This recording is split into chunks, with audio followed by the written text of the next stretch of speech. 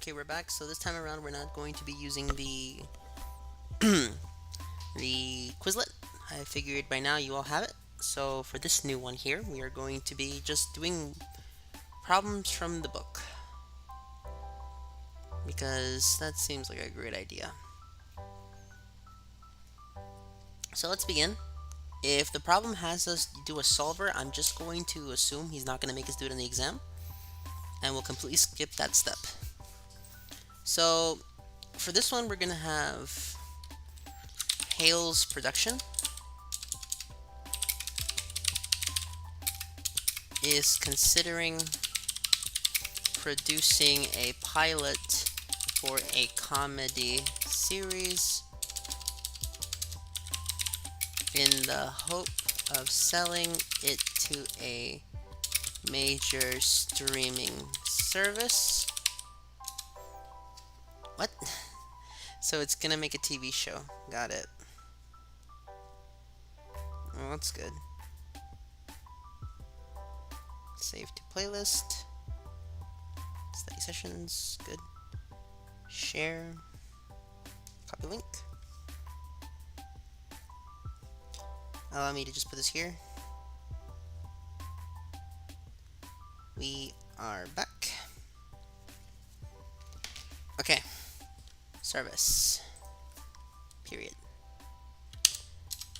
The streaming service may decide. I just got a call. It was nothing. May decide to reject. Give me a second, I'm getting a phone call. Yes. Yes. Yes.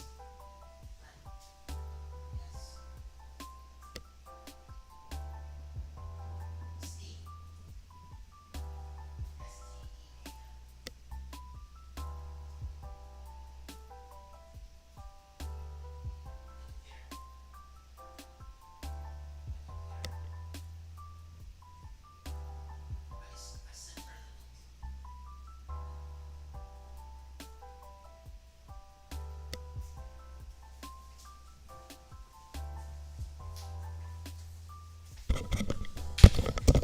Sorry, ladies and gentlemen, that was unprofessional. But let's get back to what we were doing. Decide to reject the series. Okay, but it may also decide to purchase the rights to the series for either 1 or 2 years. At this point in time, Hale may either produce the pilot and wait for the streaming service's decision, or transfer the rights for the pilot and series to a competitor for $100,000. Hale's decision, alternatives, and profits in thousands of dollars are as follows. So we have the decision alternatives, Alright, back. which will be here for 2 sections. Then we have the produce pilot for D1 and sell to competitor D2. Oh, can you see my screen? No, Okay, let me send that to you. you're not live. I am live on the internet. Hey, Yeah, I'm live. I'm live. yep. Okay. So then we have, for this section, we have to Which do the states of which one is nature. this? The final homework assignment, question 5. Okay. Good? Then we have states of nature. States of nature will include reject S1, 1 year S2, 2 years S3. So if we reject S1, we get negative 100. If we give 1 year, it'll be 50. And then after that, if we go 2 years, it'll be 150. So in this case, it'll be 100 because sell to competitor, these are all 100 down here. Like that. That is our table. In this instance, we will have the probabilities. Oh, I just realized. Hills production. The probabilities for the states of nature are P of S1 is equal to, actually, you know what, for this instance, let me just change the numbers, because if I just keep the numbers the same, then what it's going to happen is I'm just going to know the answer, right? So let's force me to actually solve it, right? Does that seem better? Mm-hmm. Perfect. Yeah, let me just change my answers randomly so that you guys know that I'm doing these live rather than just looking and cheating, because that does no one help. Okay.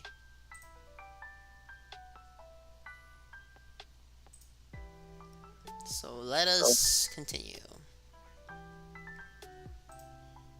So for the new numbers, we're going to say that P of S1 will be equal to 0.1878. P of S2 will be equal to 0.3210. And P of S3 will be equal to 0.4912. For a consulting fee of $5,000, an agency will review the plans for the comedy series and indicate the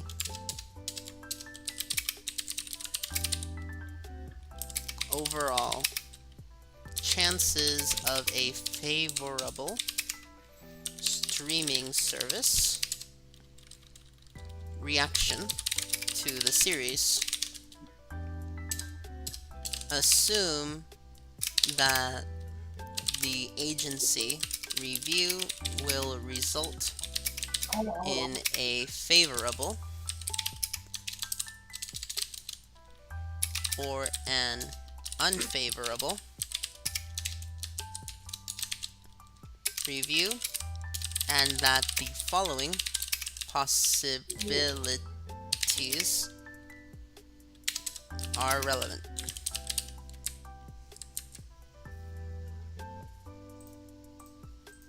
And the following possibilities are: the probability of favorable is equal to 0.69. The probability of unfavorable will be equal to 0.31. The probability of S1 given favorable will be equal to 0.07. The probability of S2 given favorable will be equal to 0.29, and the probability of S3 given favorable will be equal to 0.64. Next, we have the probability of S1 given unfavorable is equal to 0.45. the probability of S2 given unfavorable will be equal to 0.39, and the probability of S3 given unfavorable will be equal to 0.16. Do you see all of these steps? So now we have A, which will be construct a decision tree for this problem. And in this case, we will enter our answers in the thousands of dollars. Good? Perfect. So now, let us do this. Let's go. Let's take green for this one. So for the one,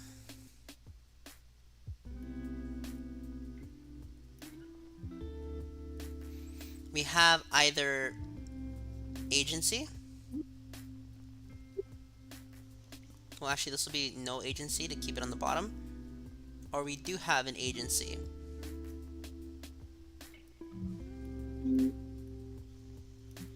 And this will go give us 2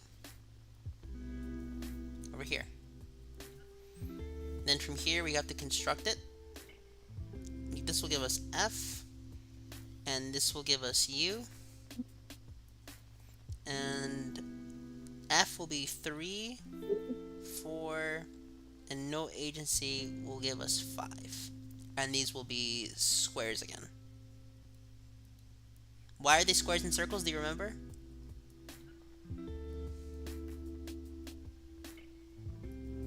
Hello? You still here? Yeah.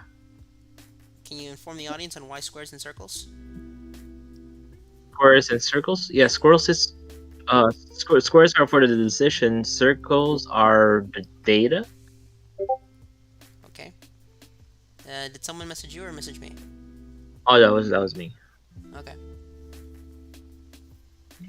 So then 4 will be D1. And 4 over here will be D2. And here we will have D1, D2.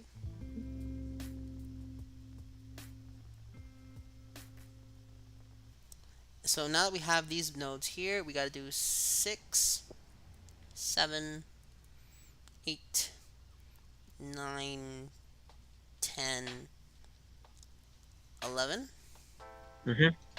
And I think I'm going to be switching from green to purple for the sake of making it easier to see on the screen. Okay.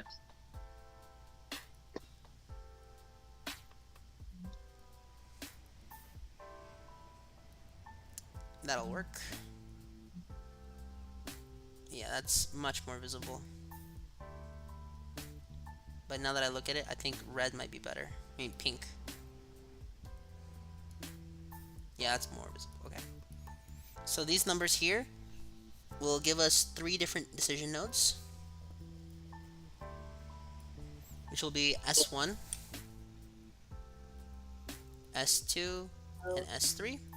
And then over here we will get S1, S2, and S3. And he will give us S1, S2, and S3. Then once more we have S1, S2, S3, then 1, 2, 3, 1, 2, 3. From here we have to enter the numbers. So from S1 on top, it's going to be negative 100. And then here for S2 it'll be 50. And for S3 it'll be 150. Do you know where I got these numbers from? I got them from here. So by that logic, this will be 100. This will be 100. And this will be 100. And because this question is hilariously formulaic, it's just going to make you write them again.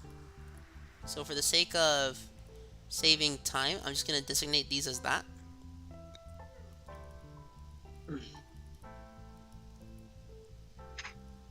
like this.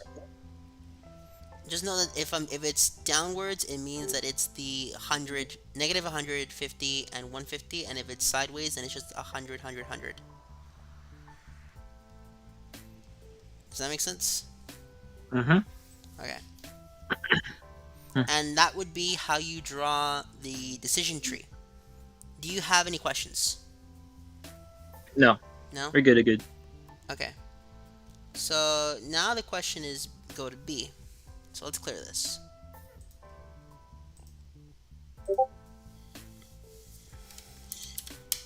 B.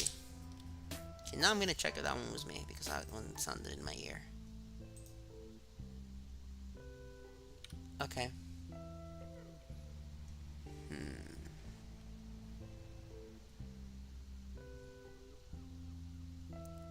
Okay. So my friends are messaging me nonsense again. Oh yeah, B will be what you're hilarious. is You're the you're hilarious friends no other friends. with the often.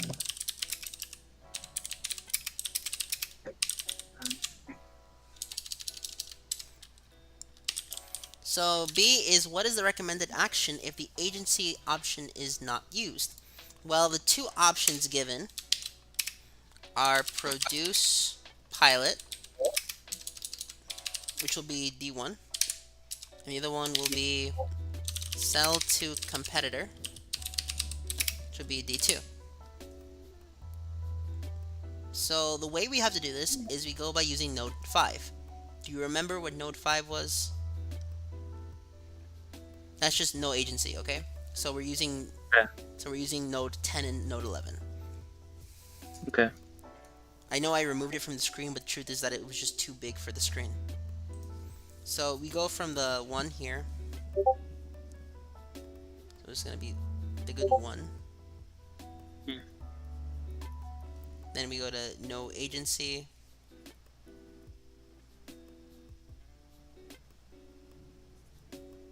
Like so. And then from here we have 5. D1, D10, D1, D2. Which will give us 10 and 11. Like so. And then these became 3 different ones. Be S1, S2, S3, S1, S2, S3, which were negative 100, 50, and 150, and then these ones were just 100, 100, and 100. Well, to solve this, we gotta take our nodes, EV, of node 10,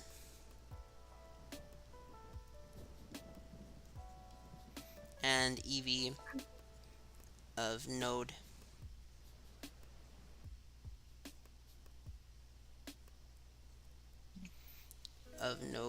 11, and this will equal to something.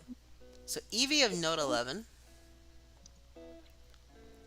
because there is no agency whatsoever, we use P of S2U. Did that make sense? Yeah. I'll be right back, Miguel. Okay. So let's start with node 10 because he's leaving. So for node 10, it's going to be 0. Yeah, I need a better color. Let's go with purple. It'll be 0.1878 multiplied by 100. By negative 100, my apologies. Plus 0.3210 multiplied by 50 plus 0.4912, and we get these numbers from up here. Wait, where did I get these numbers from?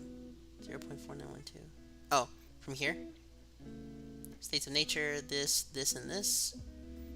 And if we put this in a calculator, we will get 70.95. Okay, I got a message. Let me just check it really quickly.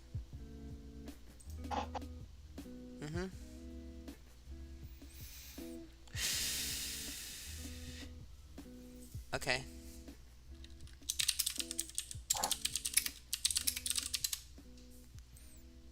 Let's get back to business. For the other one, notice how the sum, notice how we're doing hundreds for all of them. So this is a bit of a cheat math. But given that they're all 100, and then if you look at all the, and it's not really a probability sake, it's just going to be 100. You know that node 11 will just equal to 100, assuming decision 2 is made. So node 10 will give us 70.95, and node 11 will give us 100. So the decision cell expected value, decision cell expected value will be equal to 100. Therefore, among the two options, we will sell to competitor 2. Therefore, we sell to competitor 2. Easy enough. So now we got C, which will be, what is the expected value of perfect information in thousands of dollars? Alright, that should be easy enough. I'll let you copy that down if you need it.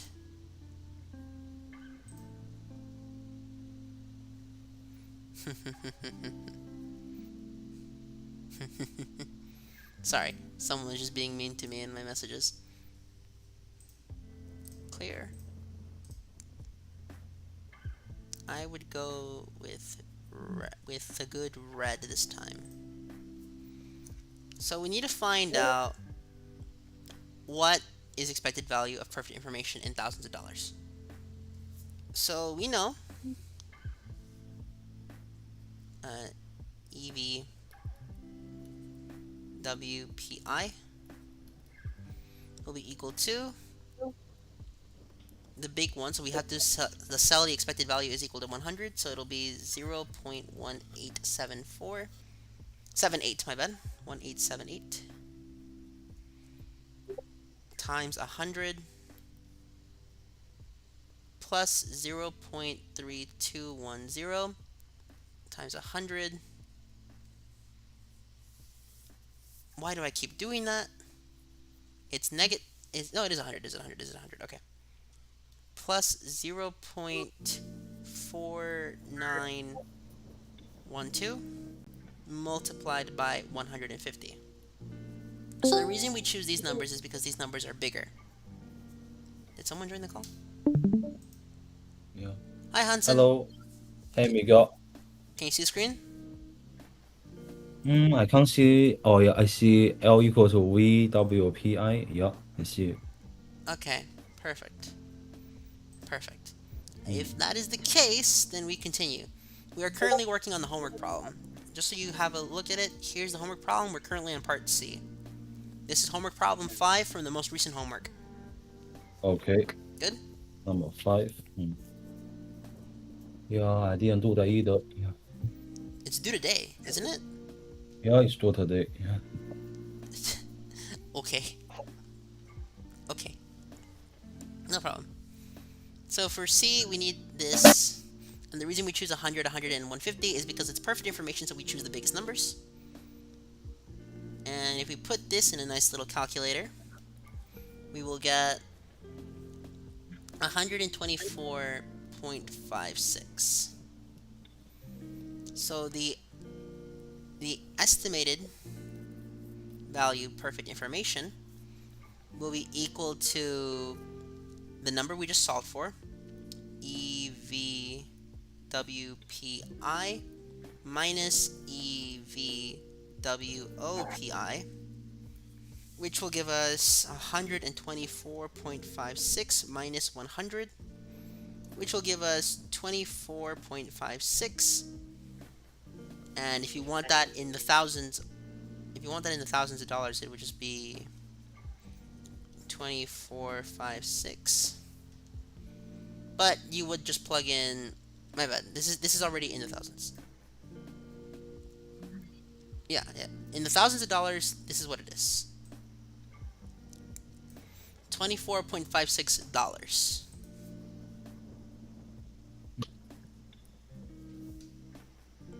Which is where this comes from, C.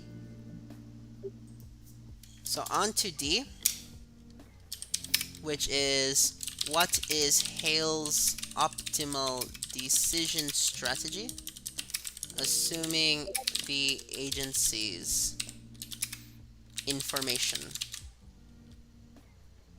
is used. Okay, information. So if favorable, it'll be sell/produce, close. If unfavorable, it will be sell/produce.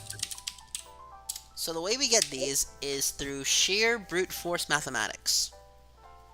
Is everyone ready? Are you ready, Henson? Yeah.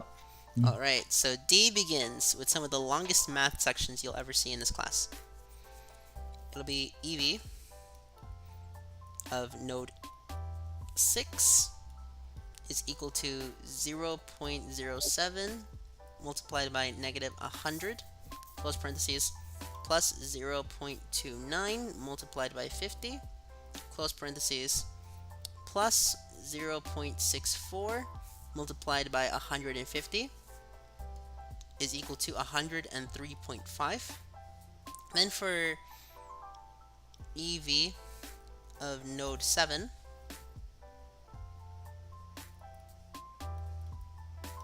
we get 100 because it's all 100. So I'm just going to say this right now that node 9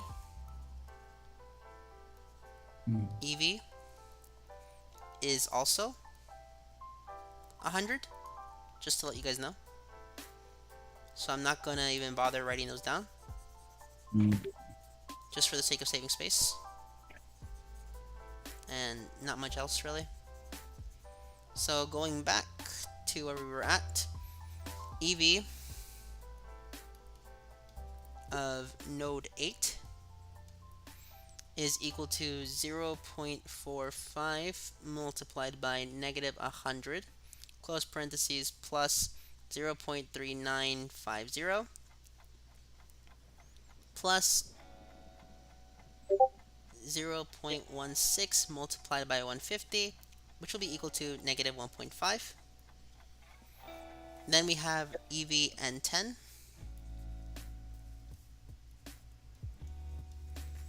will be max, open parentheses, 0, oh my bad, node 3, I misread it, EV node 3 will be max 103.5, which we received from node 6.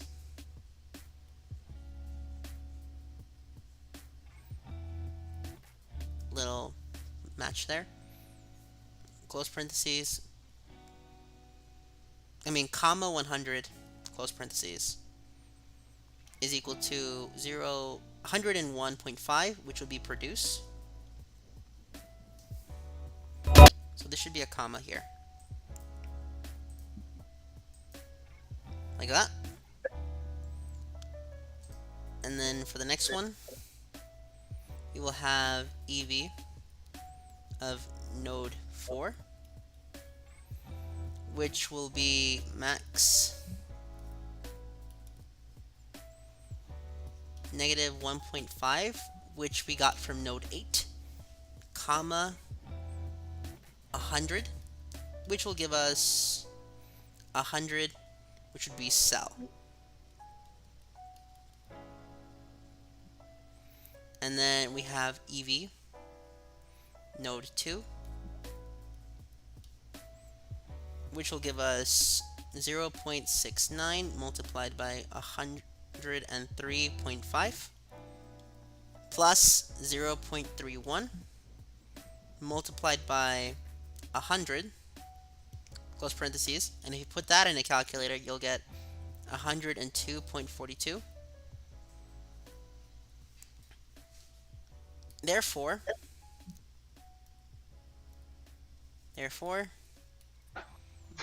if favorable, produce. If unfavorable, sell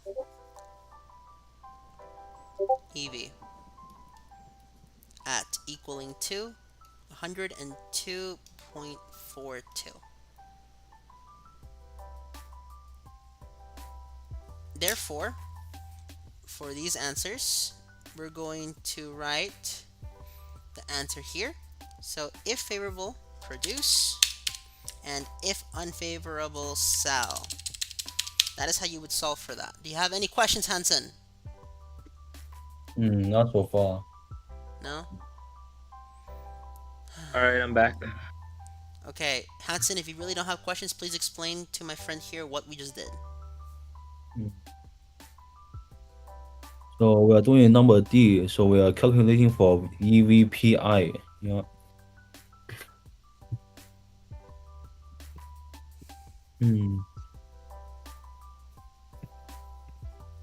To be on. Okay. Good? This is which number are we right now? Question 5 of the final homework assignment. Question 5? Yeah. Still? Okay. Yeah, you were gone for a bit. Yeah. Okay, jokes aside, let's get back to it. Now we gotta do E.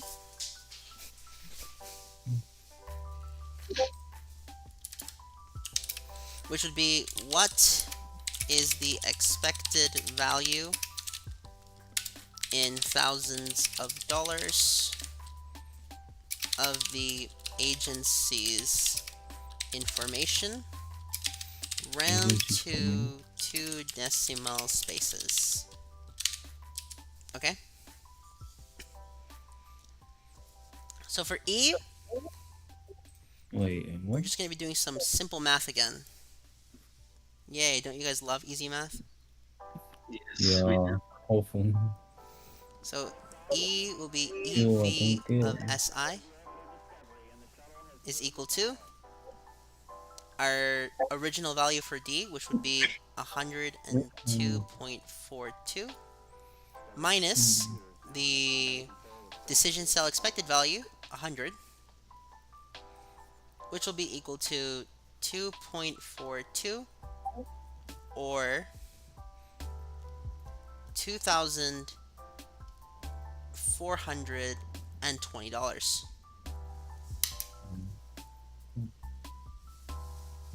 Now that we have that, we must ask the question. Is the agency's information of $5,000 worth it? And the answer is simple: no, because 1? 2420 is less than 5K. Therefore, it is too expensive.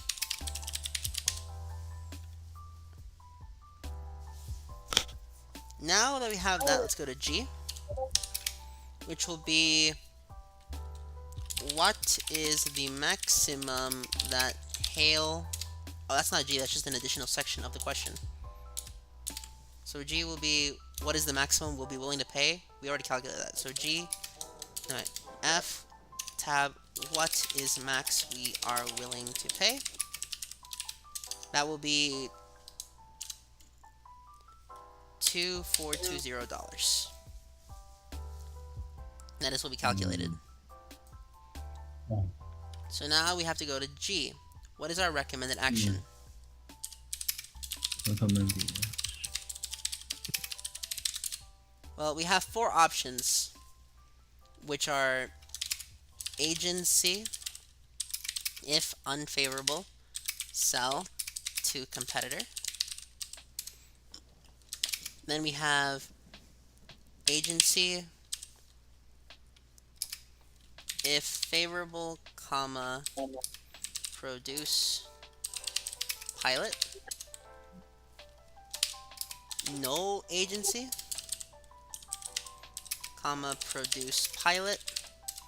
And then we will have no agency, semicolon. Oh, it's just, yeah, semicolon. What was that? Sell to competitor. So the way you'll do this one is you're just gonna have to pick here. We know that we're just gonna go with no agency. And the best way to do it is to just sell. Therefore, the 4th answer is correct. The other 3 are wrong. Does that make sense? The final answer is no I don't agency. understand this one though. In a sense, the fee to produce and the fee to get the information is not worth it. Therefore, we just sell it. Sell to a competitor. Yeah, Unfavorable. Okay. that makes sense, right?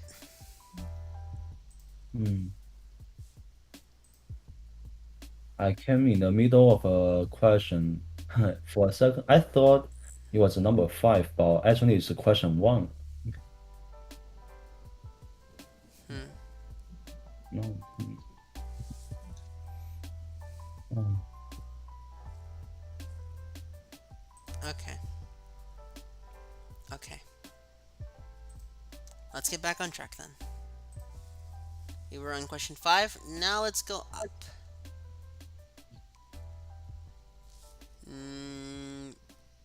We'll now be doing question 4.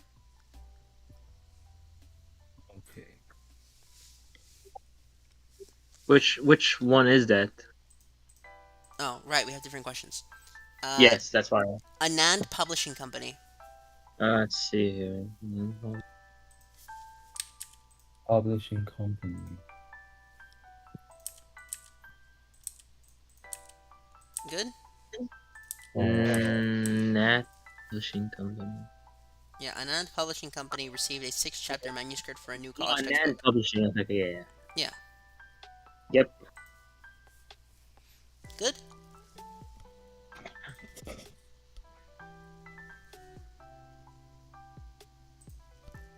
Is it good? Yep. For number 2. Okay, so now I have to type this out again. Great.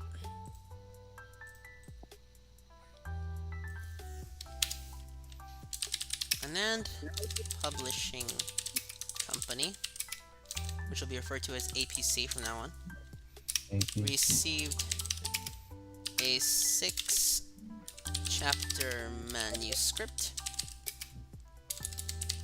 for a new college textbook.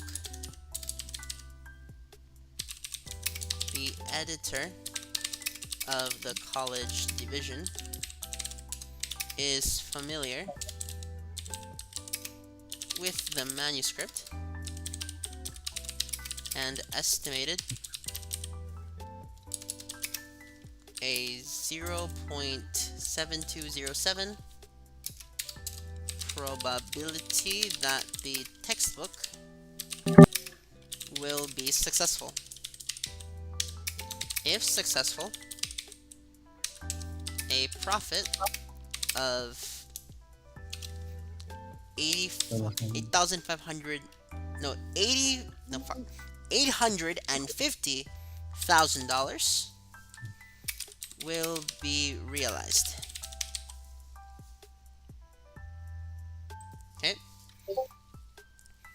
If the company decides to publish the textbook and it is unsuccessful, a loss of $150,000 will occur. So far, does everyone get that?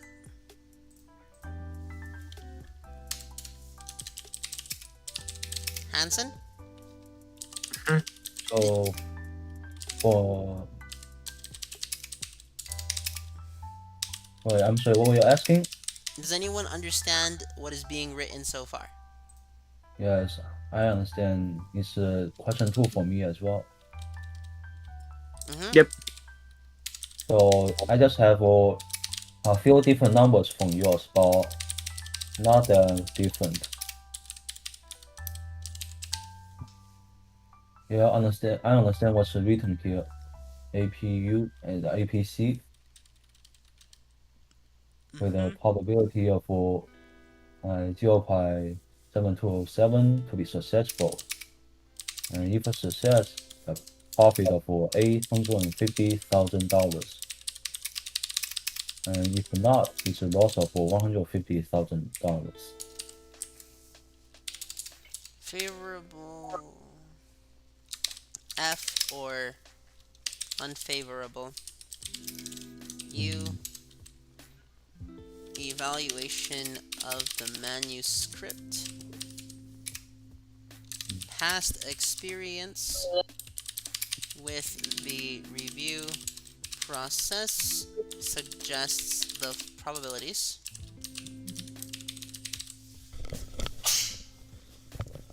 Sorry, I needed to sneeze. Which will be P of F is equal to 0.7, and PU is equal to 0.3.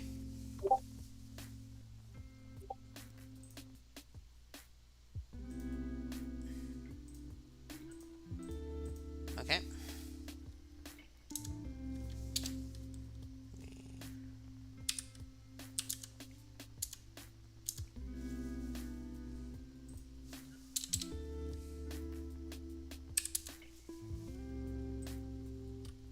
Okay, let's get back to work.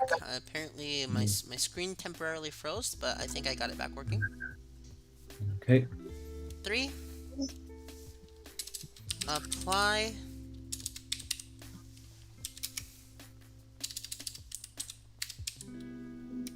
following properties. Apply. Let's S1 equal to the textbook is successful.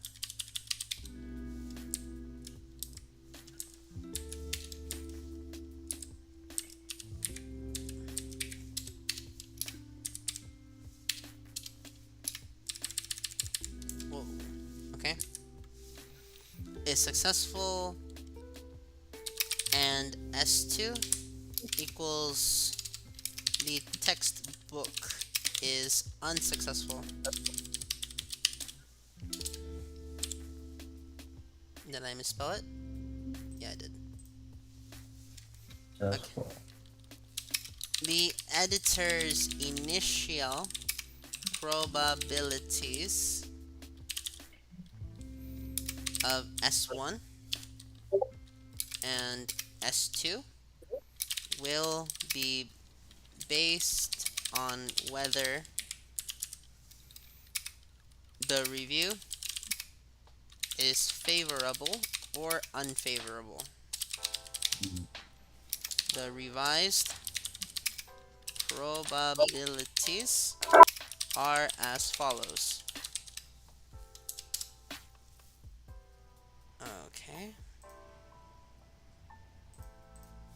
It'll be P of S1 is P of S1 given favorable is equal to 0.85. P of S2 given unfavorable will be equal to, oh, given favorable again, I apologize,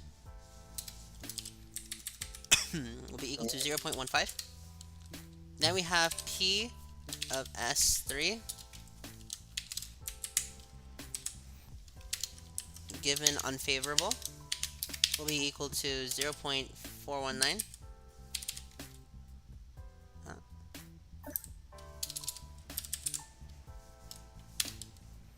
And then the other one will be P of S2, it should be S1, given unfavorable will be equal to 0.581.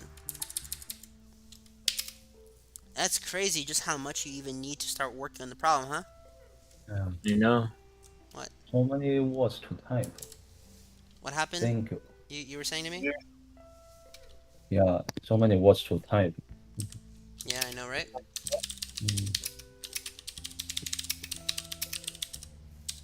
Look, I'm just gonna assume that all of you have the Quizlet and are gonna do it on your own time, because doing the Quizlet while doing the work is insane. So if we ever do the Quizlet in the video again, it's probably because we're taking a break. Does that make sense? Even though Yeah. yeah, okay. Assuming that the company will first make the decision of whether to send the manuscript out for review, and then the decision to accept or reject the manuscript. For each blank,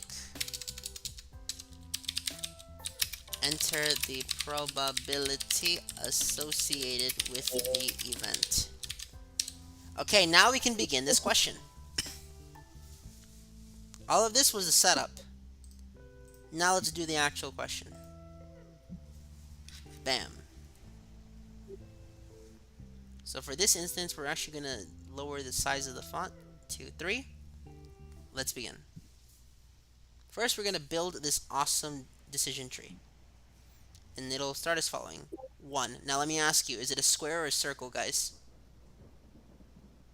This? For which one? For The note, first one? is it a square or a circle? It should be a square. Why? Because Why? that's a decision node. Okay, perfect. And then the data becomes a circle, yeah. Review, and then we have don't review. D and R. So now we have 2 here and 3 here. 3 will be a square or circle, guys. Square. Square. Why?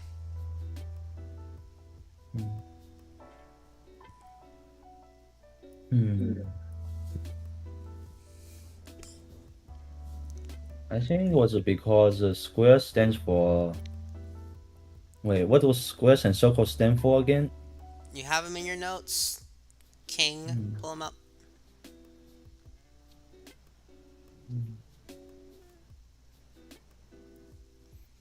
Well, for now, 2 will go into the next 2 sections, which will be favorable and unfavorable. And then we will go to 4 here. And from here, we either accept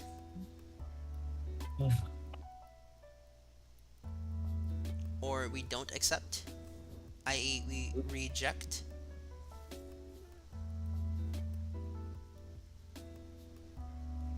But we're not done yet. No, we're not. We also have to figure out what number goes here in favorable. And we have to figure out what number goes here in unfavorable. And then from here, if we do accept, this will become number 7. And this will be a circle. And just to give you guys the benefit, the reject will just be 0, okay? Okay.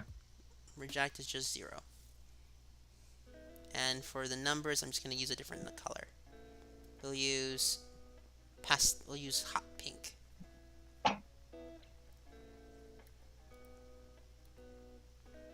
But for accept, we then go to two more decision variables. We have the success, and then we have failure.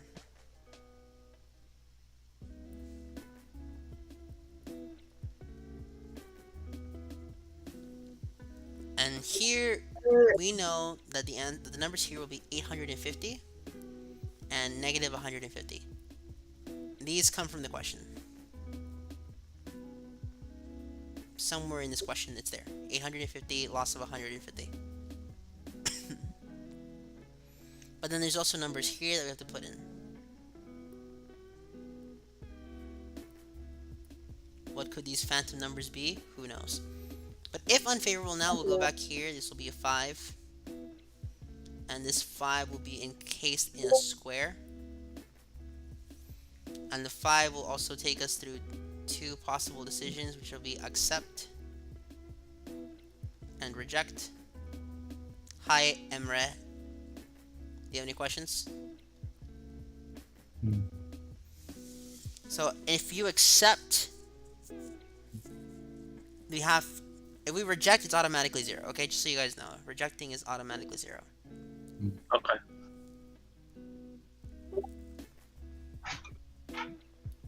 So if we accept, we then have to go through another section, which will be 8. And 8 is a circle. And this 8 will have either success or failure.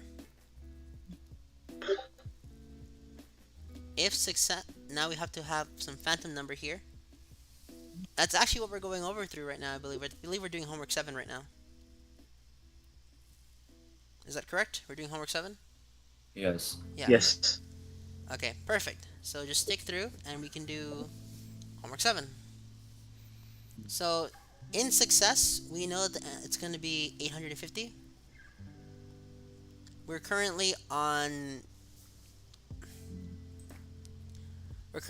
a non-publishing company.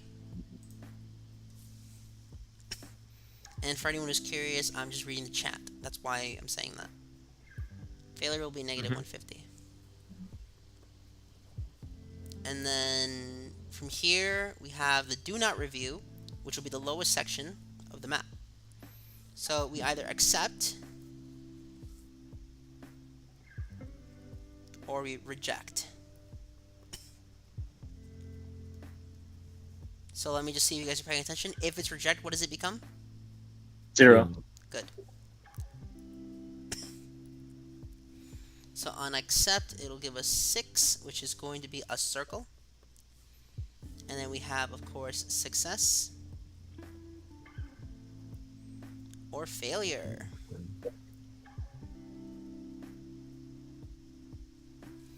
Failure and success have a number you need to fill in here.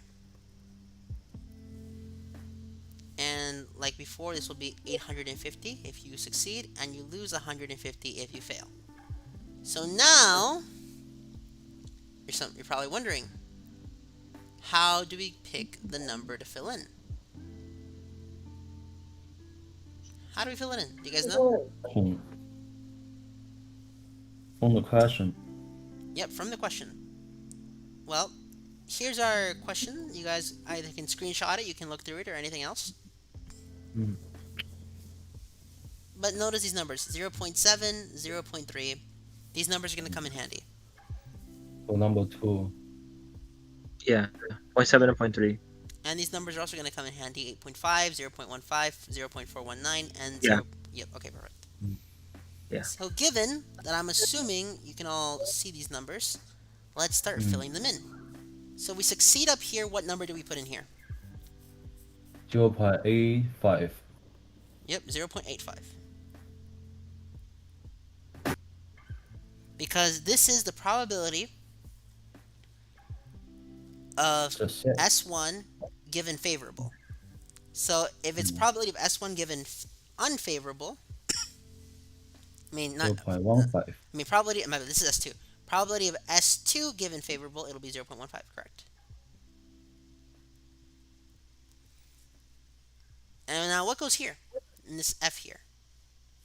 Oh, 0.7. Why?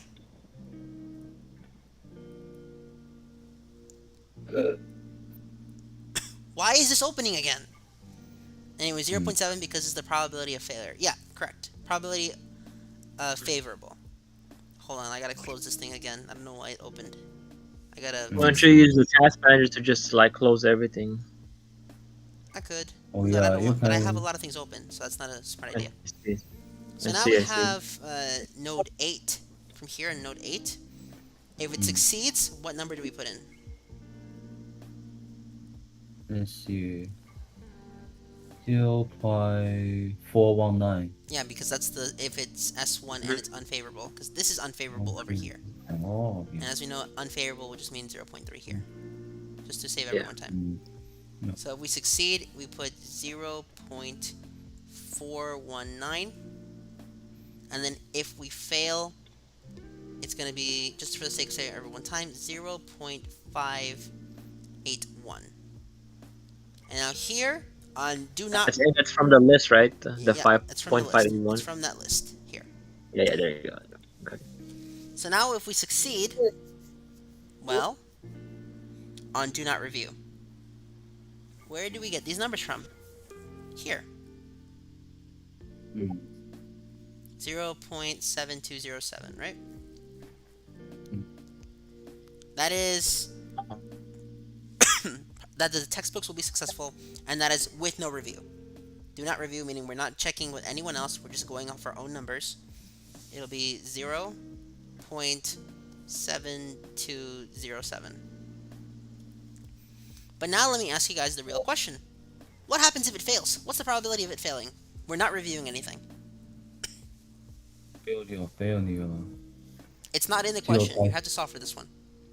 0.2793. Yeah, but where do you get that number from? So 1 subtract by 0.7207. Wait. So what was the question again? So what number how do we get the number that we put in here? This 0.7207, right? So you just minus it with that. Yeah, 1 minus 0.0. That'll give us 0.707, and then you will get that one. Yeah. So this will Which be 0.2793. Three. Perfect. Yeah. That is how you make the table. Now, Yes. on the exam, I'm assuming he's going to give us a piece of paper and a lot less room, so be very neat. Yeah. Do you Can we see? bring our own paper? He's most likely gonna put this in the exam. It's one of those instruct on the back page. Yeah, it's probably going to be like the back page and just construct the table. It's just this massive monster of a table. Yeah. So just practice it. I need to be patient now. Yeah. So just be ready. See, this is why we have 3 hours just for this one question right here. Mm. And that is how you just do part A. Now let's do part B. Crazy, right? All of that was just to do part A. What do you guys think? Yeah. It's a lot. The most annoying part is if I get one single number wrong, the whole problem is wrong. Yep. I had to be very careful, but sometimes I just make the stupid mistake. And Yeah. then I just don't know where did I make the mistake. Hey, did something go wrong with my method? No, everything's right. Oh, it's a number, damn it. Number from the beginning. Yep. Then you Yeah. gotta. Just be careful, man. Yep. Then you just cry. Yeah. Just be very careful.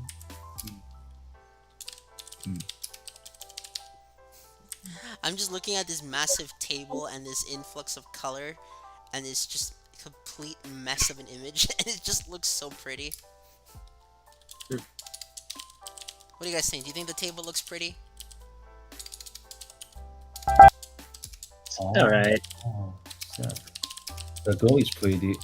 What anime is she from? Pokemon. Pokemon? Yeah. That's a Pokemon? Yeah, it's a Pokemon character. Oh, I didn't know. Yeah, she's. Yeah. I'm not in. You're not into I Pokemon? only No, no, I'm not into like the newer ones. This is the Oh, 90s. There's a newer one. No, this is an old one. This is from the 90s. Oh, Wait, which character is that? It's Trainer Who is Yellow, Amarillo del Bosque Verde. Oh, I is she? never. Okay. Okay, Oh, I only know the generic ones, like Misty, May. yeah, everyone knows them. People forget about Yeah. Yellow. Yellow was lit. Okay, Yellow and Giovanni defeated Lance. Okay, okay. So, B, assuming the manuscript process is free. Why did I write using twice? I have no idea. Using the expected value approach, determine the optimal decision strategy. Well, this is going to take a while as well. Now, this one is just hard math. It's not fill it all in, so it's going to be a bit faster. I want to keep this table on the screen as long as possible, though, so I'm going to try to do all of it in this one section here. So, Yeah, this. Oh dear. you guys have Yes. this here? Yeah, guys I also. have it. Okay. Mm-hmm. Perfect. Now that we have that, let's start solving. Okay, EV Yeah. of node. It's a good thing we have 2 more days. I know. I mean, don't worry. 3 This days. session is only about 2 hours and 50 minutes left. Okay. What do we need? Okay. Now I'm gonna have you guys see. Where do I get these numbers from? For number We got the B, 0.85 from Node 1. Or not Node 1. Yeah. Node 7, We're Node on 7. node 7, sir. We're doing this section up here. That one over there. Dear, dear. Or So you put this all in the calculator, and you'll get 700.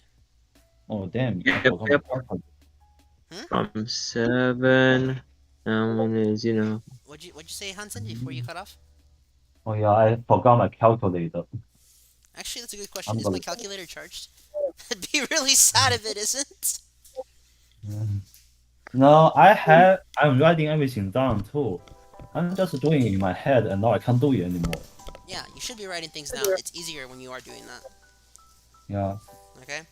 Hold on, let me just check if my calculator is here and it's charged. If it's not charged, then we cry. Because at least thankfully we have a few days left, you know what I mean? Yeah. Because imagine we just forget to charge our calculators on the day of the exam. I know, right? We're so focused on studying, we forget. You just forget to charge calculator. Yeah, that would suck. Okay, so back to focus here. The answer is my calculator is charged 100%. Okay, so now that we have that one for EV's node 7, let's do expected value of node 8. And sadly, I have to get rid of this. So please note we're going to be using these numbers here for node 8. Link. So for EV of node 8, we'll get 0.419 multiplied by 850, close parentheses, plus 0.581, close parentheses, open parentheses, my bad, open parentheses, negative 150. Then you'll plug that into your calculator, and you should get 269. Correct? And given that decision node 4 and decision node 5 are the same, so decision node 4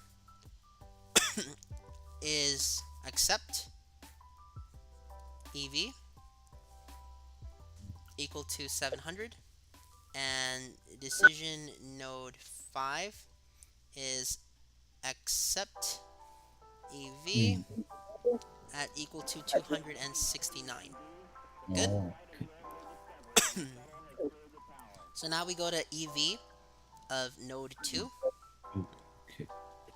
which will be equal to 0.7 multiplied by 700, close parentheses, plus 0.3 multiplied by 269, which will be equal to 570.7. Does everyone know how I did that? Yes. Just combine the two together. But where did I get the 0.7 and 0.3 from? Part 7 is just from the From question. that question. Yeah, that one. 0.7 Yep. and PU unfavorable 0.3. Yep. What that means is the total value, since EV, this is an E, is equal to $570,000. $570,700, my bad. Regardless of the review process and value and expected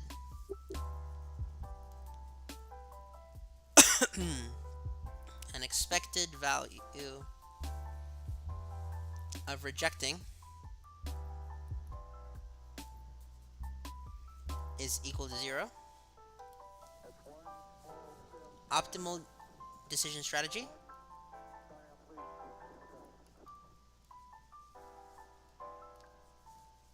is to always accept.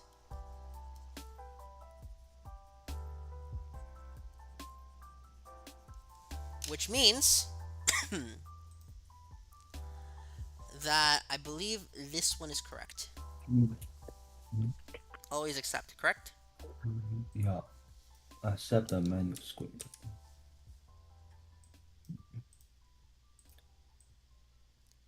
Do you see how many steps you have to take just to click on a little circle dot in the homework? That's half an hour, I guess. Not that long, but close enough. Very close, actually. So now we go to C. Damn, I gotta get a cough drop. I am talking too long. Which will be if the manuscript review costs $5,000. What is your recommendation? Okay. And then the possible choices are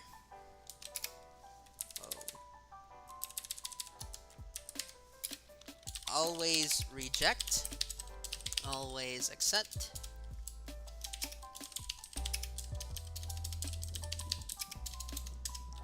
always, no man, just review and then accept if favorable, or reject if unfavorable, and then finally review and then always accept.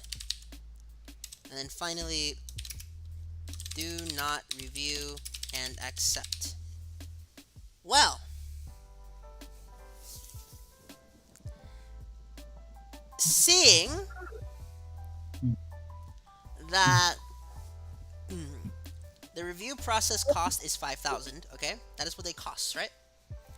And from the previous question, part B, we know that the EV of using it is only 565,700, because that is 570,700 minus 5,000.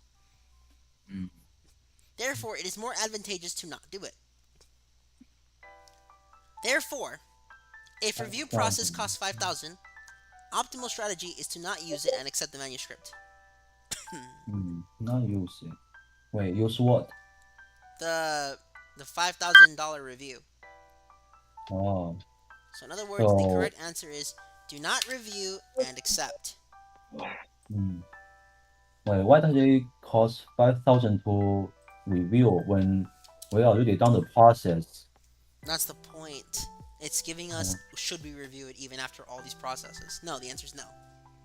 Okay. About B is always assume, if it's free, then we accept. If it's not free, then we shouldn't accept. Kinda, yeah. Okay. Up next, what is the expected value of perfect information in dollars? Perfect information. Well, we know that this is asking us for EVPI. So in other words, question, Damn. what?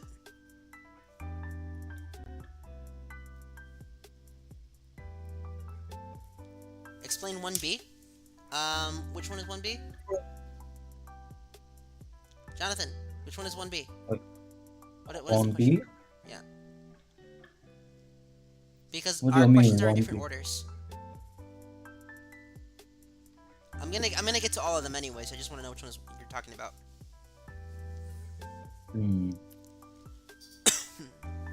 Wait, what do you mean 1B? The multiple choice about for those, because Hansen and doesn't know. Oh, always accept, always reject. Oh yeah. 1B. Be about And accepting one- and rejecting. Do not review and accept. Oh, I think he's looking at. Okay, you know what? What are the first 3 words of your question, Jonathan, that you're looking at?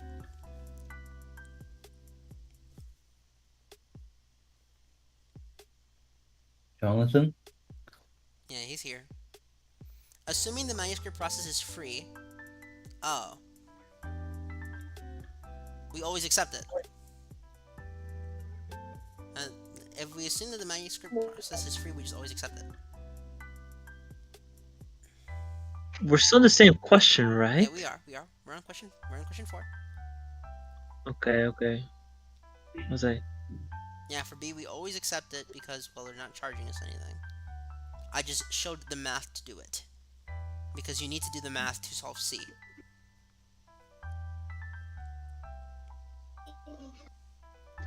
Does that make sense, Jonathan? Yeah, just accept it as long as it's free. That's how you do it. Okay, perfect. Oh, are you responding from the YouTube? Yeah, I'm responding from the YouTube chat. What? Okay. I was like, let me see the YouTube chat. You were probably wondering, what the hell is he talking about? Yeah, I was like, who's John? I don't see no Jonathan here. Anyways, so for question D, because it kind of just slipped my mind, what is the expected value of perfect information in dollars? And then, what does this EVPI suggest for the company? Seriously, if anyone wasn't aware, I could have really sounded schizophrenic there. This EVPI suggests a better procedure for assessing the market potential for the textbook may be blank. Oops. Maybe blank.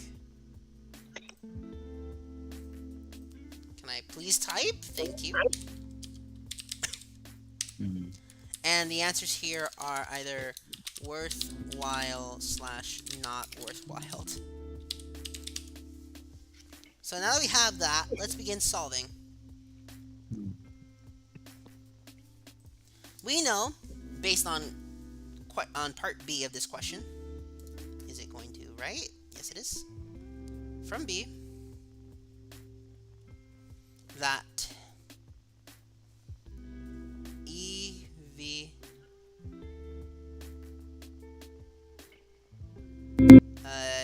yes, Jonathan, that is correct. EVWOPI is equal to 570.7. we're not going to do the entire thing, the entire number, because we're answering in dollars. Good? Hold on, I think no, I didn't. So now we're looking for EVWPI, so estimated value with perfect information. Well, the perfect information, we're just going to solve for the first one, so 0.7207 times 850. Because we're assuming we're never losing. If we're losing money, then we don't have perfect information. And if you plug this into your calculator, you should get 612.595. Good?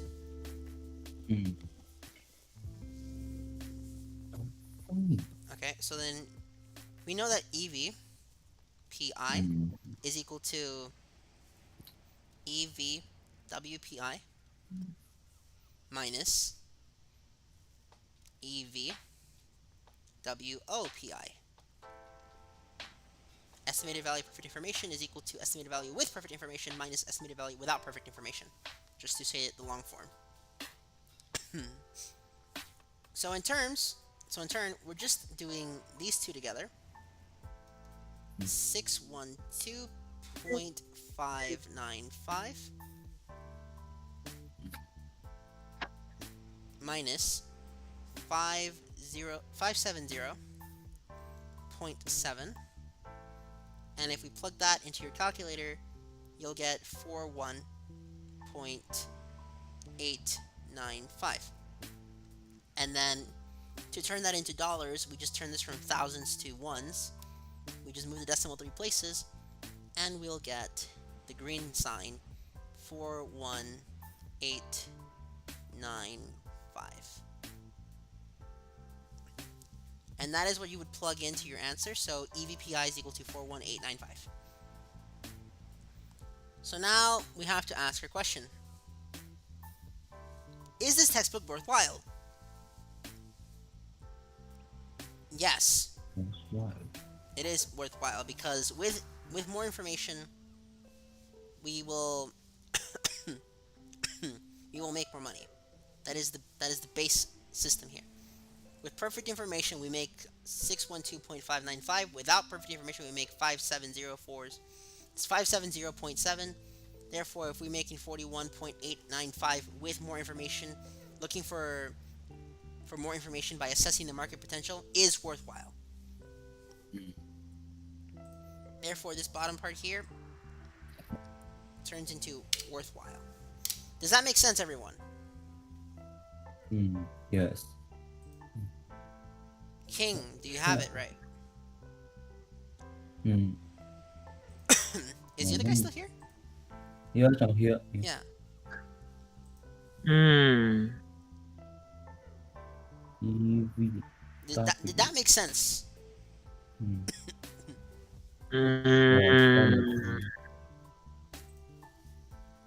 I'm lost. Okay, where are you lost at? Okay, so you do the EVPI 1720 there. Because the question is blocking some parts of it. And there you go. 7.0, 850, 12. Okay. Where'd you get the 570? Actually, never mind. Here we go. From B. Never mind. I got it. I got that one. Okay.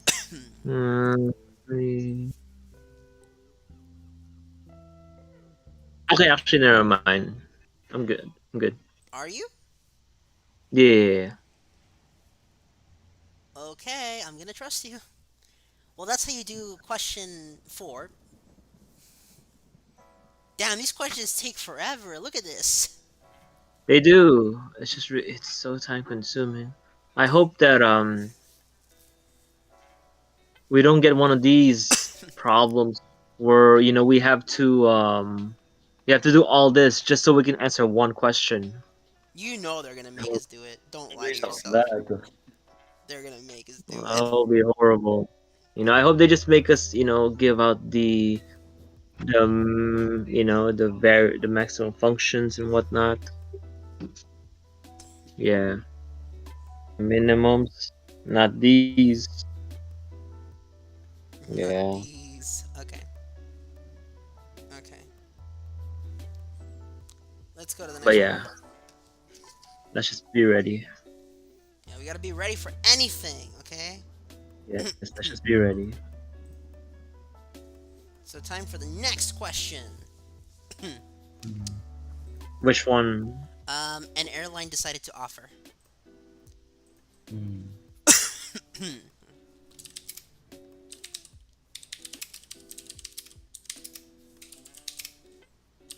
Direct service from city A to... You know what? Someone read it as I type it out. Mm.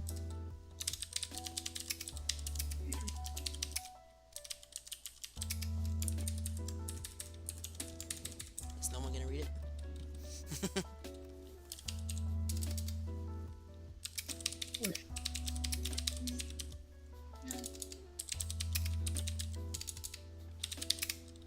Okay, okay, fine, I'll read it. Using the company's new fleet of jet aircraft and a discount service using smaller capacity commuter planes. It is clear that the best choice depends on the market reaction to the service the airline offers. Management developed estimates of the contribution to profit for each type of service based upon two possible levels of demand for service to the airline, strong and weak. The following table shows the estimated quarterly profits in thousands of dollars. So now we're gonna make this table. Is everyone ready to see me make this table? Yes, sir. Yeah. Do it. Yes. There'll be no time to lose. And there's no time to waste. Ever, because wasting time is a waste of time. Waste of time is a waste of money. Time is money, after all. Yeah.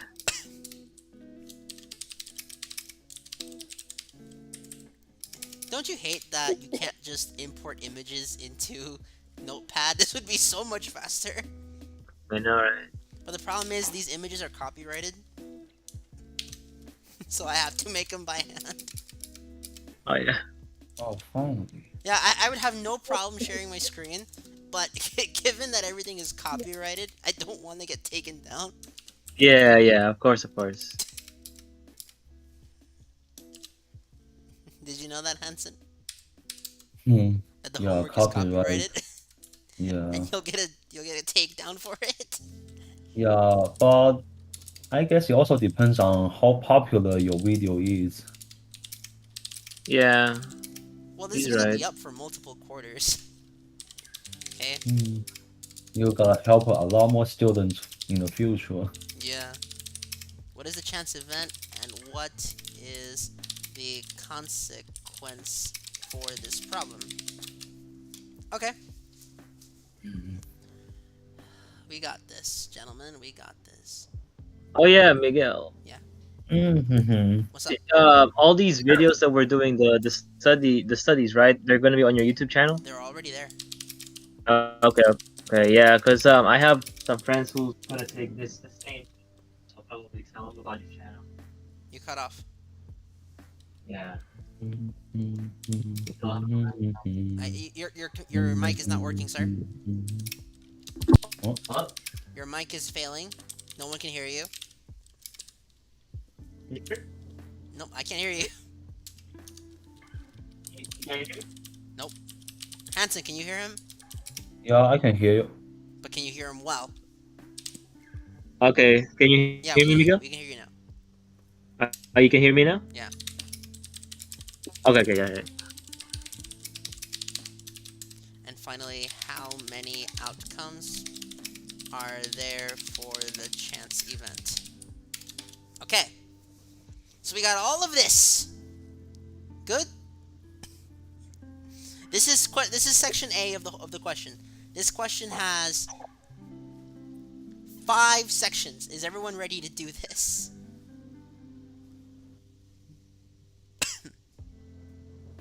Well, section A is actually really easy. Okay?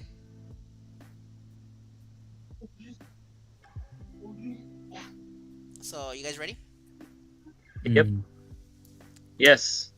So, a decision to be made is we have to choose what kind of service we provide, okay? What is the chance event, guys?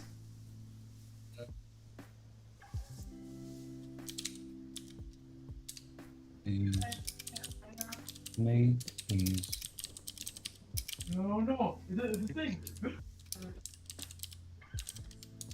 have a service to provide.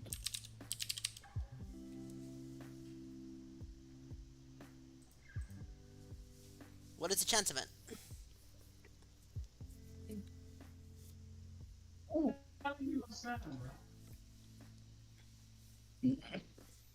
You're both free to try to guess it.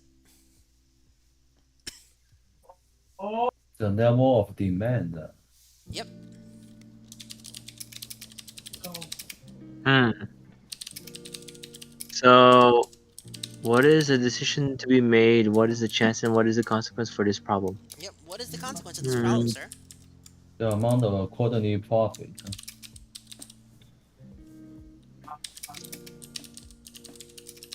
How many All right. decision? So, how many decision alternatives are there? 3. Why would it be 3? Let me ask you a question. What is the Either decision the- to be made? Oh, it's 2. I asked a different question. What is it? What are the decisions to be made? What are the decisions to be made? Well, there's the strong demand, full price, strong demand discount. Okay, demand is There. not a decision. This is just an outcome. There Oh, are okay. only 2: full price and discount. Yeah. How many outcomes are there for the chance event? Chance. So All right. let's say I say discount. What are the 2 possible outcomes? 2. Yeah, but what are they? That will be 600 and 330. Correct. Yeah. And then, yeah, that's what I'm saying. It's 4 because there's 2 for discount and 2 for full price. No, it's just 2 because it's asking for an individual chance outcome. Wait, so where is for? Oh, for the chance event. Yeah. Oh, okay, okay. Never mind. Good. You're good. Yeah, yeah, you're right. You're right. Okay. So you're talking about overall. So now we have hell to go through again. B. If nothing is known about the probabilities of the chance outcomes, what is the recommended decision using the optimistic, conservative, and minimax regret approaches? What is it, guys?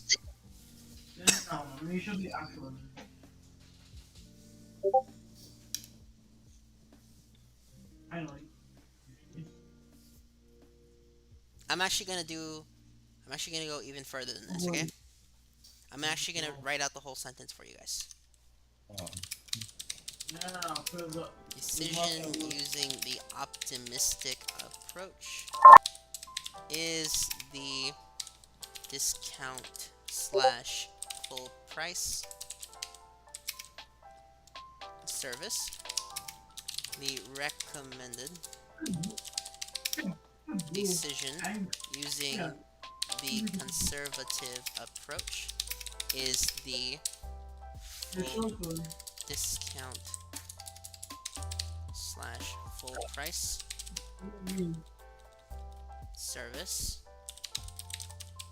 The recommended decision using the mini-max regret approach is the either discount slash full price close parentheses service.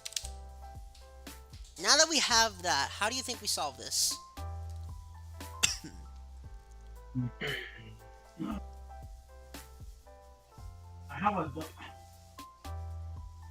Hansen, you still here? Yeah, I'm here. Okay, how do you think we solve this? We need to pick one of them, but I don't know which. Okay, the optimistic approach. What is the maximum profit based on this table? Maximum profit is 950. And that falls under which one? Full price or Oh, full discount? price. Therefore, The For first here? one is a full. first one is full price. Yeah. Exactly. Mm. Now, what about the conservative approach?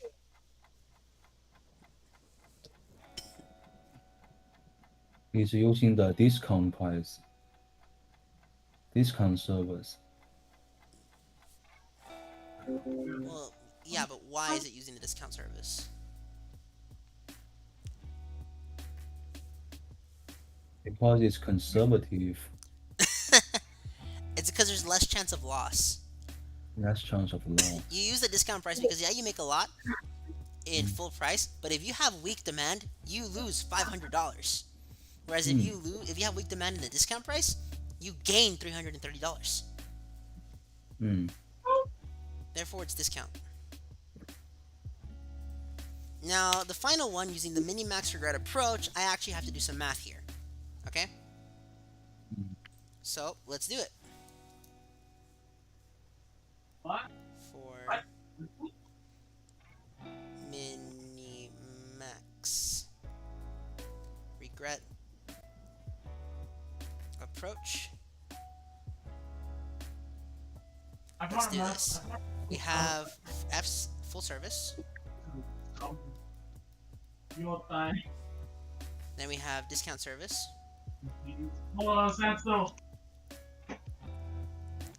And then we have S1, which will be strong demand. And S2, which will count as weak demand, okay? So, in the top area, we have to build our little loss or regret. My bad. What we have to do is make a loss or regret table. Either of you know what a loss or regret table is? Loss regret. Lost regret table? Yeah, No. loss or regret table. We went over this. Strong demand. Is someone have people in the background just screaming? Not me. Oh no! My friend King Mickey, can you please tell your friends to just slightly lower the volume? Yeah. Okay.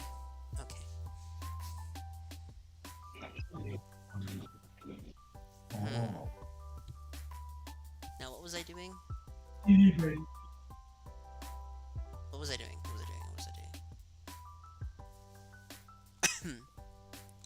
Where did those numbers come from? Did they come from the question? Hold on.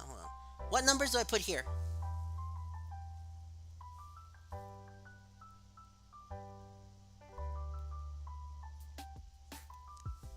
Hansen, help me. Yeah, which one? What numbers do I Number. put in this table? Full and discount. I should put 0 for strong demand. Why? Because with a minimum regret approach. If you go, they don't want to go strong on this one. If they do, they fear they're gonna lose money, so they get 0.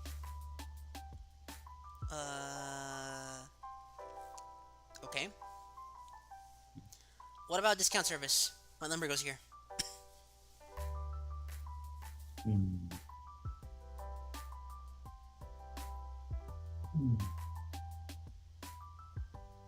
I'm not sure.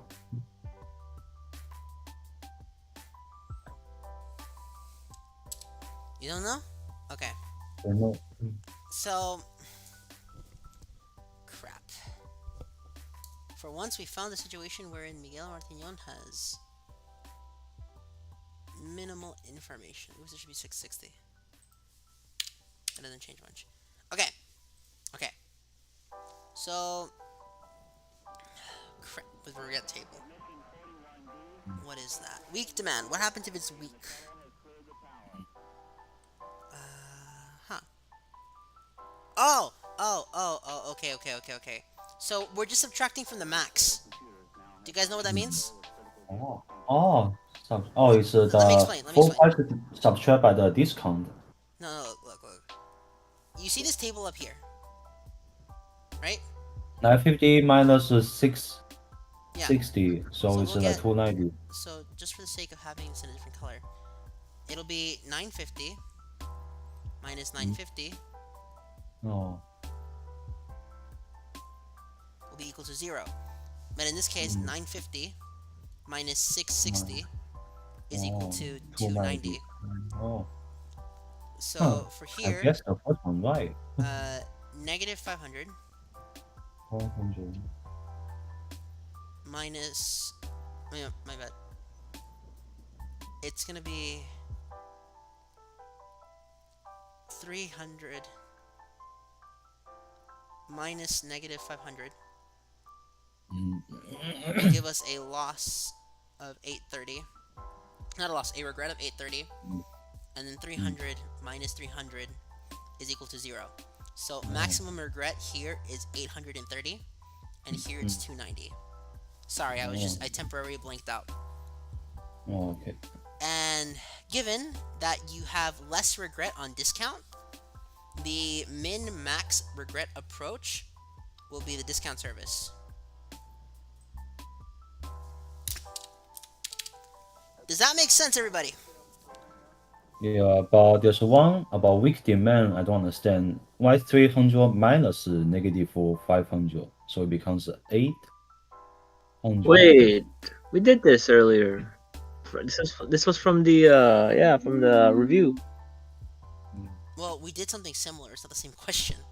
It's not, well, you know what I mean. That's why It's I not the asked same you. question. But... Okay, yeah. Hold on. Jonathan posted, he said, is expected value of perfect information EMV of review minus EMV of not review? Oh, he's talking about the previous question. I'm gonna go with yes on that one. Is that correct, guys? We just use different notation, but I think your math is correct, Jonathan. Okay. Let's go to C. This stuff is fun, isn't it? Sure. I hope we don't get a lot of these in the exam. He's gonna ask 10 of them. Oh no. Like, I Class- would... That's exactly what we get. Class average goes to like 10%. Oh no.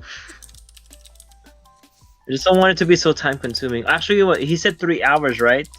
Yeah, Is the total time of the final exam? yeah. How many questions? 30, I believe. 30 or 35. 30, he said, I believe.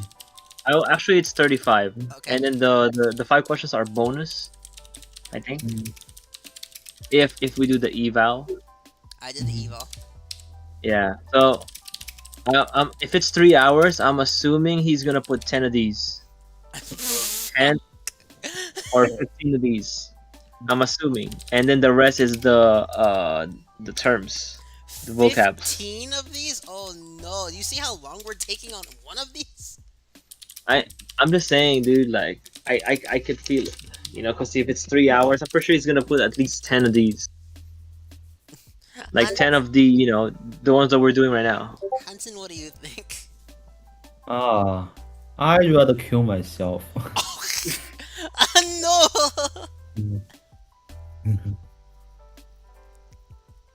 No, I'm not gonna die. I'm just gonna get this over with.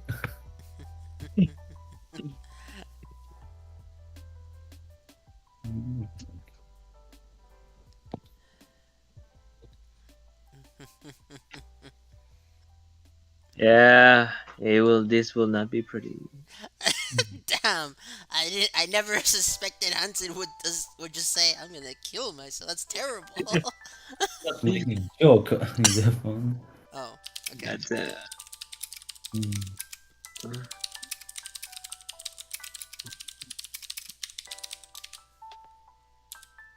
Okay. Somebody read the question while I finish it. It's part C. Oh, All right, Hanson, you got it. yeah. Oh.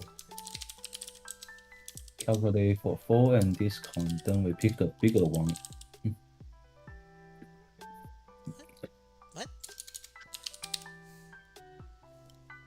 What did he say? What? Yeah, I can see. I can see. I can see. What? Okay. Okay. Oh.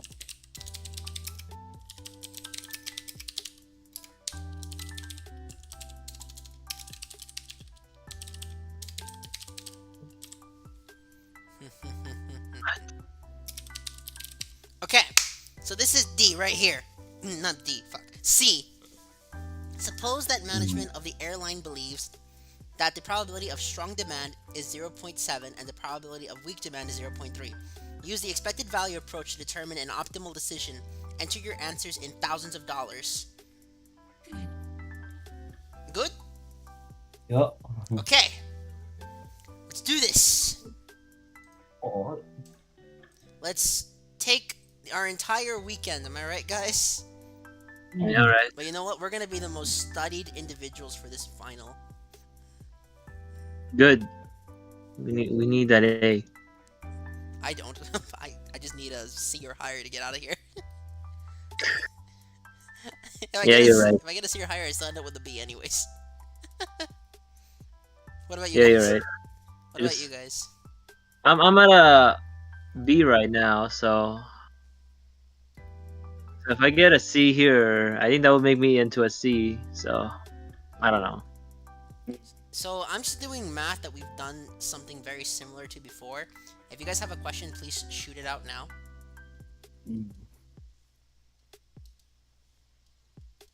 Okay. So I'm just gonna assume you don't have any Oh, questions. discount.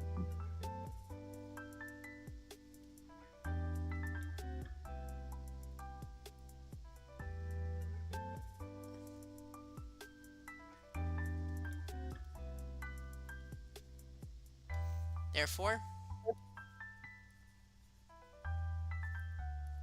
optimal decision.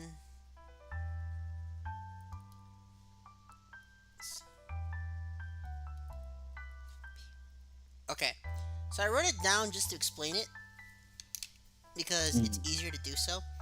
In this case, our EV for C will be 515 thousandths. And for discount, it'll be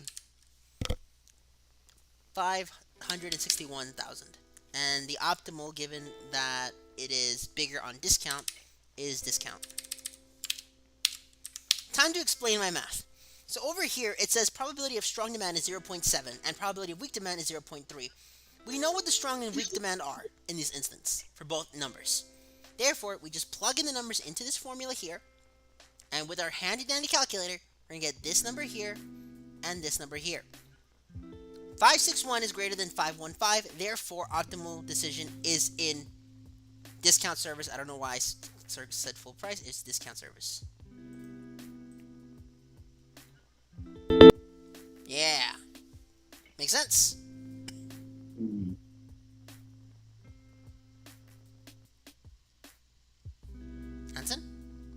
Yeah. Does that make sense to you? Yes. We pick Perfect. optimal decision, and the bigger one gets chosen. Correct. Good. Good, good, good. If he puts 10 of these, the students are gonna walk out of the exam. Uh, Huh? yeah, as a form of protest. Yeah. Like that's gonna work. And maybe it does. Honestly, enough students probably will get it to work.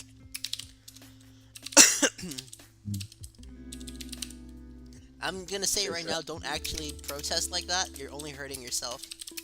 Yeah. And you can see the example in China. How's it going in China, by the way?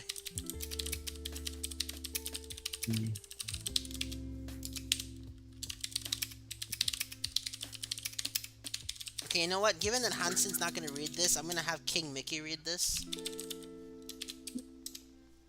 Which one? D. Okay. E?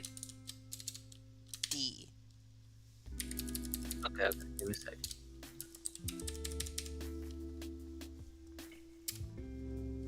E. The fourth letter of the alphabet.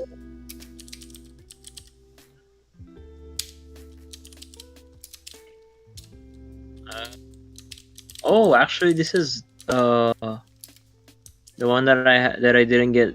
Oh yeah, I got wrong on this one. So I would yeah. We'll read it out for So the on class. E, we're talking about E, right? Use graphical sensitivity No, analysis to D. determine. D. Oh, D. D. The All right. fourth letter of the alphabet. Yeah. Suppose that the probability of strong demand is 0.8 and the probability of weak demand is 0.2. What is the optimal decision using the expected value approach?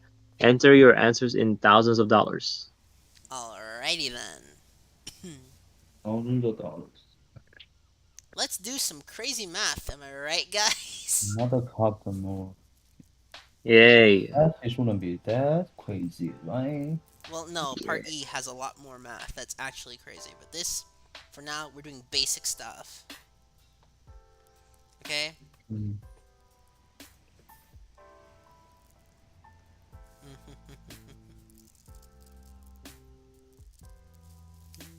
Okay.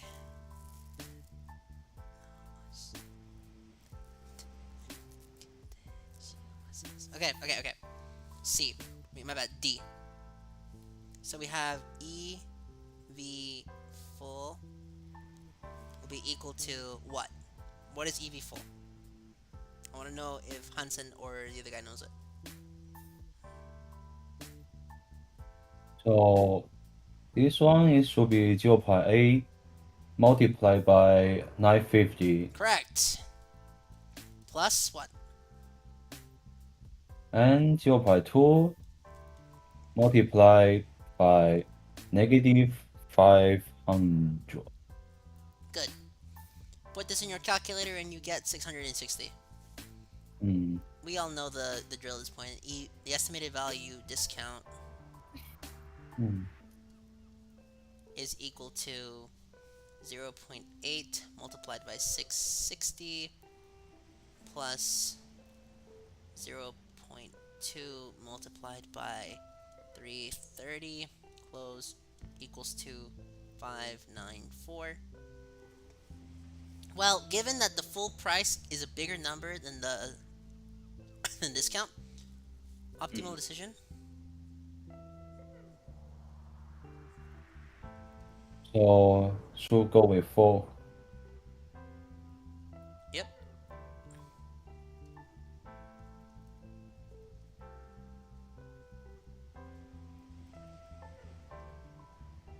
Bam. I don't know why the L and the E aren't capital, but everything else is. Alright.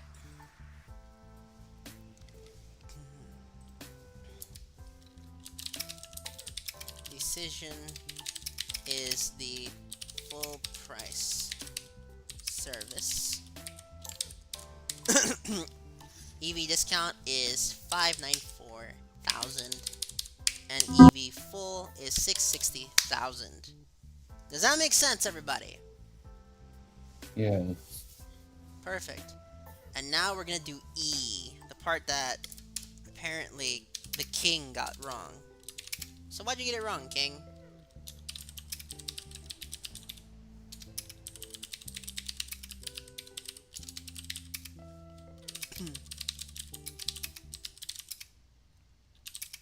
I guess I'm not getting an answer.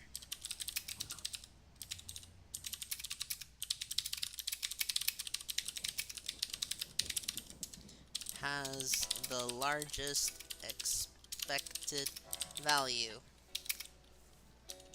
Round your answer to 4 decimal places.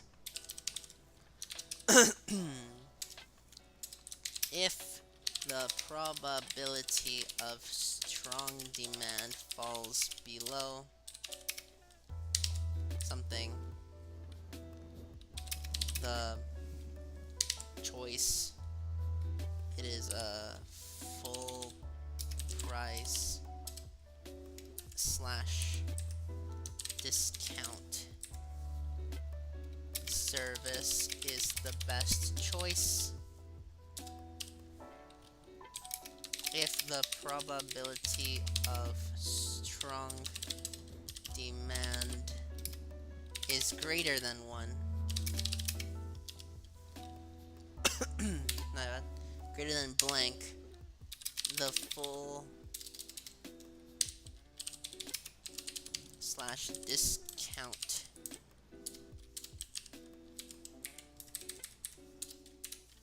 service is the best choice. Okay, Hanson, please read this to the class. So if a probability of strong demand, You're forgetting top half here. here goes graphical sensitivity analysis to determine the range of demand probabilities for which each of the decision alternatives has the largest expected value. Round your answer to 4 decimal places. 4 decimal places. If a probability of strong demand falls below blah blah blah, the full price discount service is the best choice. If a probability of strong demand is greater than whatever, the full discount service is the best choice. Does that make sense? Mm, Alright. Alright. mm, Time for some good old fashioned math. Am I right? yeah. E. We're gonna say P equals strong demand. Prob of strong demand.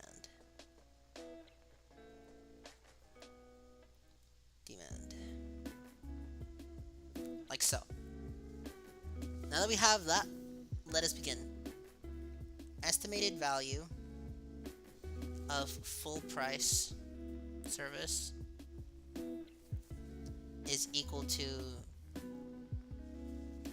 probability of strong demand multiplied by 950, which is given from the problem, plus, open parentheses, 1 minus the probability of strong demand, close parentheses, multiplied by negative 500, which is our weak demand. We solve this, and we get 1,450p, which is the probability of strong demand, minus 500. Then we will have the estimated value of discount, close parentheses, is equal to probability of strong demand multiplied by 660, close, plus, open parentheses, 1 minus probability of strong demand, close parentheses, multiplied by 300. My bad, 330.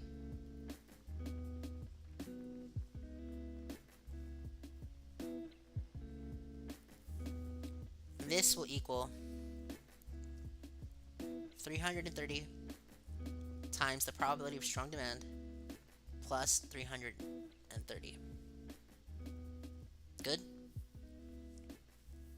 So, in order to get the answer, we have to set both of these to equal to each other.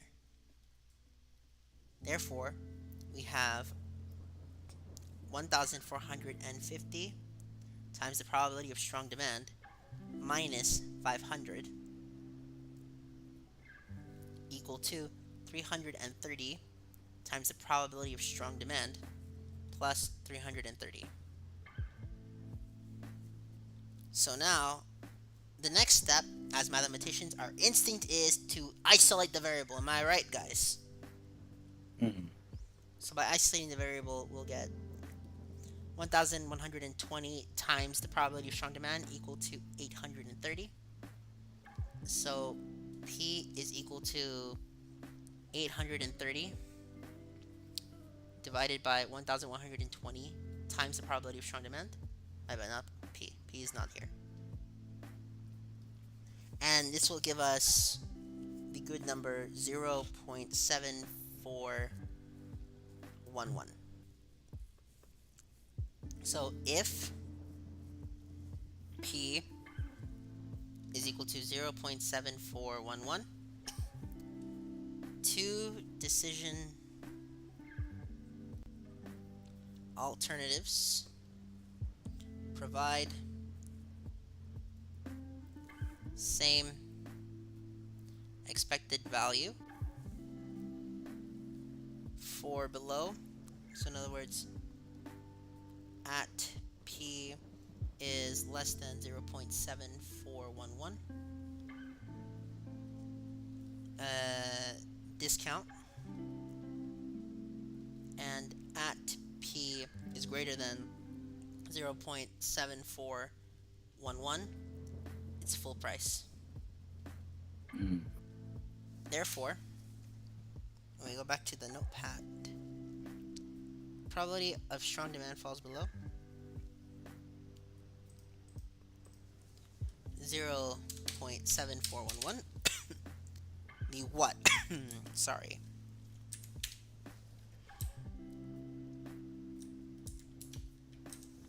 Okay. Give me a quick second. I'm having some technical issues. Mm. Okay, we're back. That is our number. Then full price.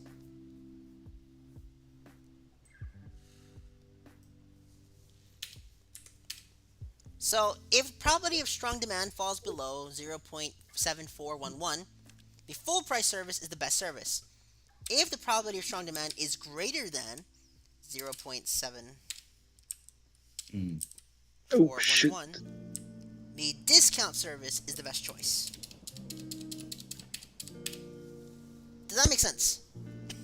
Yes. Oh, my apologies. I got that so backwards. I did that backwards. This is discount. So you're not paying attention. It's full price here. So why is it that?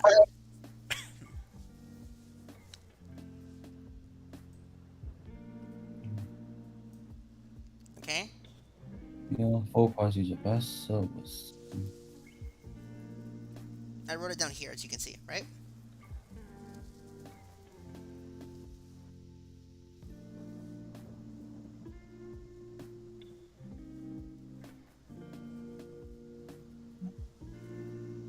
Does this make sense, everybody?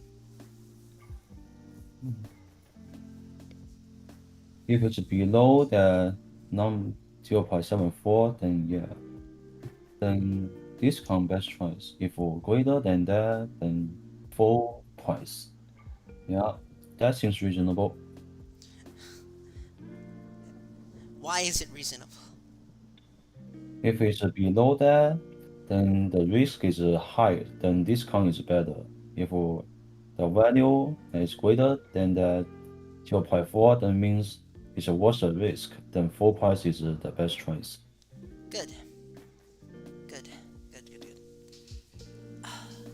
This is just one question, okay? We spent, what, 30 minutes on it? Mm. That's, Awesome. that's ridiculous. It's actually Oh. stupid. Standing. Don't you guys think? Mm.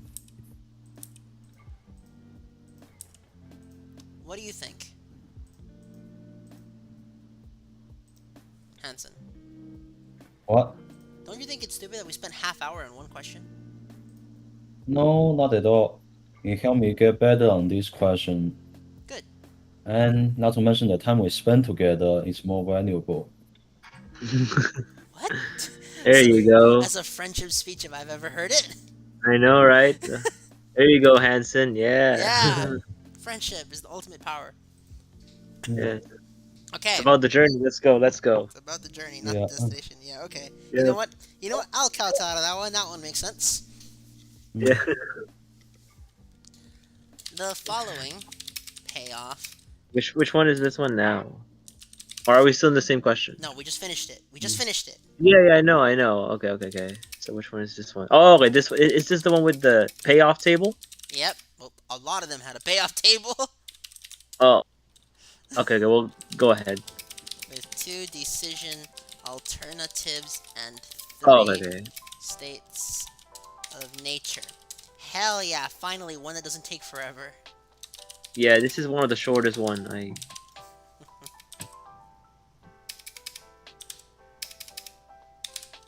Yep. Oh, this one.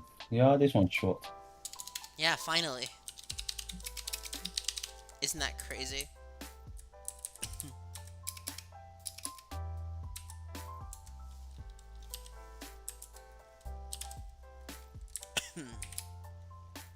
Alright. Be 240, 90, 15.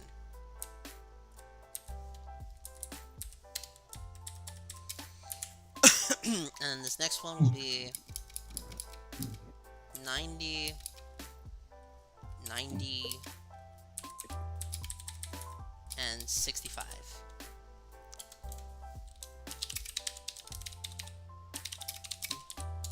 The probabilities for the states of nature are P of S1 is equal to 0.65. P of S2 is equal to 0.15. And P of S3 is equal to 0.2. A. What is the optimal decision strategy if perfect information were available? Okay. If S1, then something. If S2, then something. And then if S3, then something. I'm going to assume we don't need to do math for this one. Which one do you pick here for S1?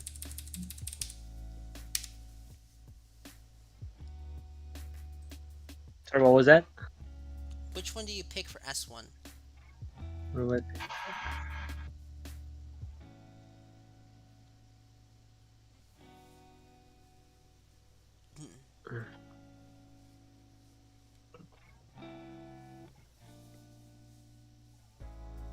What is the optimal decision strategy if perfect combination were available? If S1.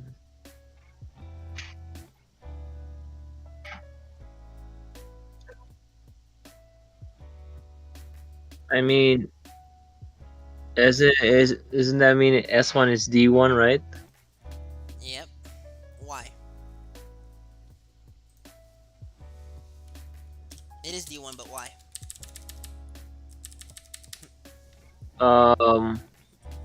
Is it because oh yeah, cause 240 is higher than 90. Mm-hmm. So now we have a Right? trick.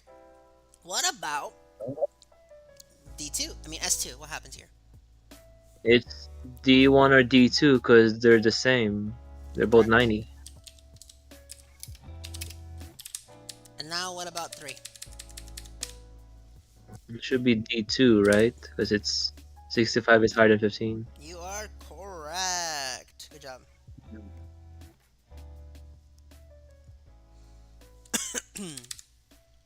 Now let's do B. Oh, by the way, about S1, why is it D1, not D2? Because 240 Oh, is it's bigger than bigger. 90. Oh, yeah, bigger. Yeah, got it. This is our last question, right? No, we got one more. Or do we got one more? Okay, okay. Yeah. Let's keep it going. Yeah, let's keep it going. Mm. Expected value for the decision strategy developed in part A. This will be easy enough, right? So let's look at these numbers, right? What do we know? What do we know?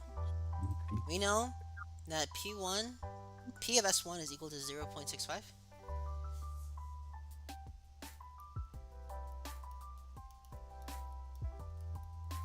We know that P of S2 is equal to 0.15. And we know that P of S3 is equal to 0.2. Does everyone understand how I got that number?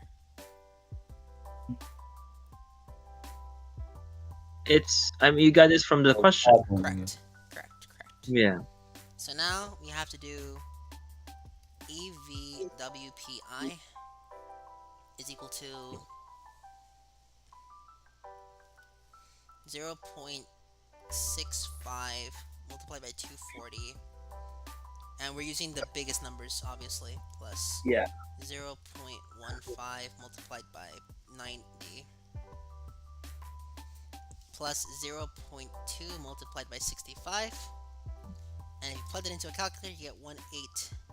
That is not how you write an 8. 182.5. Good, right? So C, what is C, guys? It is using the expected value approach. What is the recommended decision without perfect information? What is its expected value? Okay, the recommended decision without perfect information is what? And then EV is equal to what? So now let me ask you guys the question. Yes. Do you pick D1 or D2?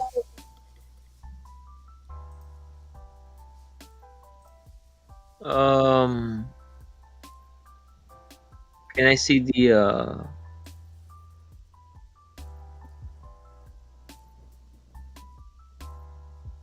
wait, D1 or D2 when it comes to what? To making your decision, which one gives you the most value?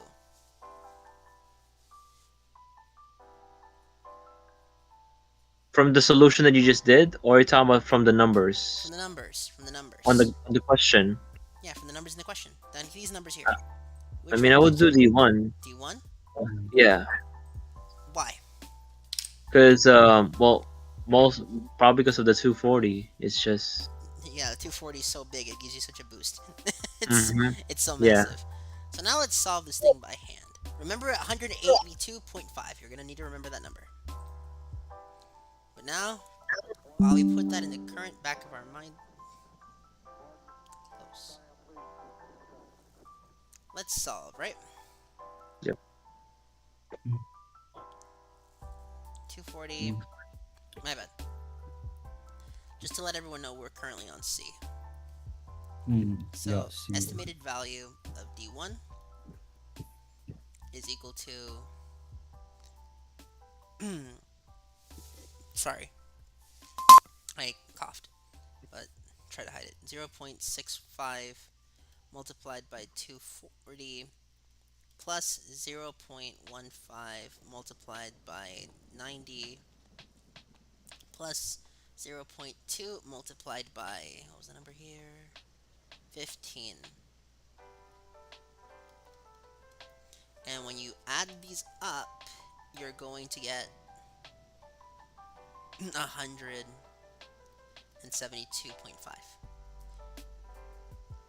Let me fix that 5. That 5 looks atrocious. 172.5. Whereas, let's say we just do EVD1 just to show it off. D2, I mean.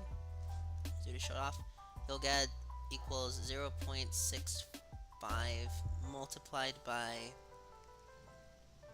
what was it, 100 or 90? It was 90. Plus 0.15 multiplied by 90 plus 0.2 multiplied by 65. And if you add all this up, you only get 85. That's why we choose D1. And then to get EV, you'll just do EV is equal to EVPI with PI minus EV without PI. Good? Therefore, we just get 182.5 minus 172.5, and that'll equal 10. That is your expected value of perfect information. Oh shit, I kind of skipped a step. Okay, I went a bit ahead. This here is 172.5, and then EVPI will equal to 10. This is for D. Yeah, Wait, so the EV, the 172.5. Yeah. But how did You you get that get again? 172.5? So you get the 172.5 by doing 0.65 multiplied by 240 plus 0.15 multiplied by 90 plus 0.2 multiplied by 15. 15. Okay, and then the 182.5 Is is perfect information, 240, 90, and 65. yeah, from the higher one, right? Yeah. So EVPI is from the ones that are the highest values. Yeah, that's your perfect information. Okay, all right, sounds good. Perfect information. Does that make sense, everybody? Oh, wait, so 172, that was without perfect information, and 182 is the perfect information. Yeah, 182 is with perfect information, 172 is without. Okay. Good. Sounds good.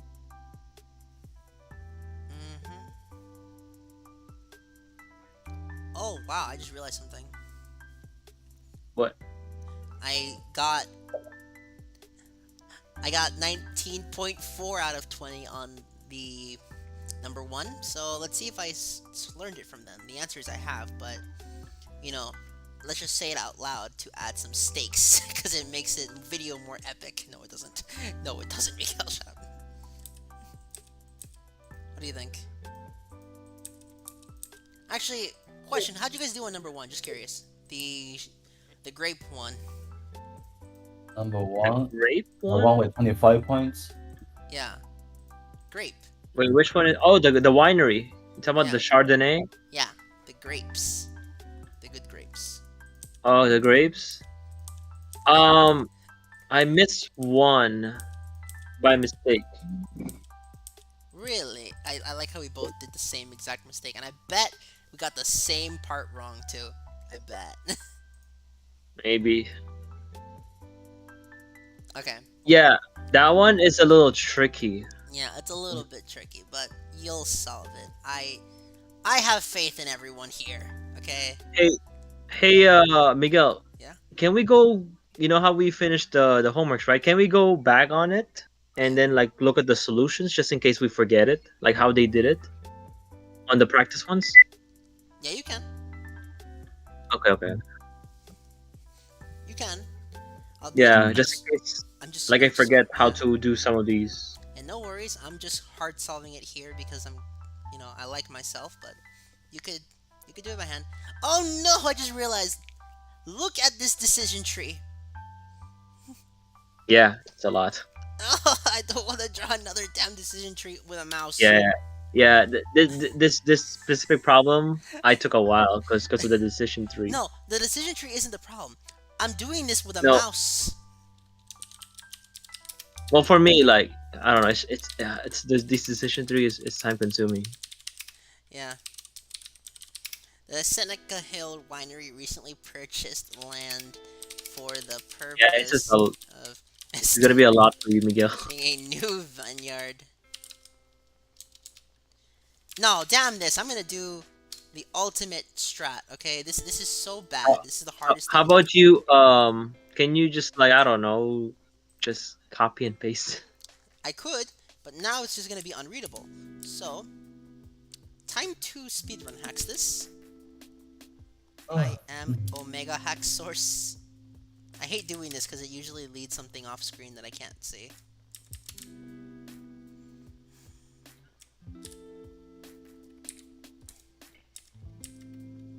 You see this? Do you see how much we have to type now? Yeah. I'm gonna cheat this one. I don't care about formatting. We're just gonna hard read it. You see, I like to at least keep the formatting so it's easier to check when we look at the question, but not this time. No. This time it's honestly worth it. How many words does this question have?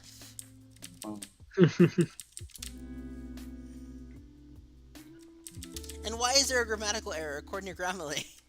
Aren't these from the professors, not the professor, the textbook writers? Okay. Somebody read that out loud while I make a table.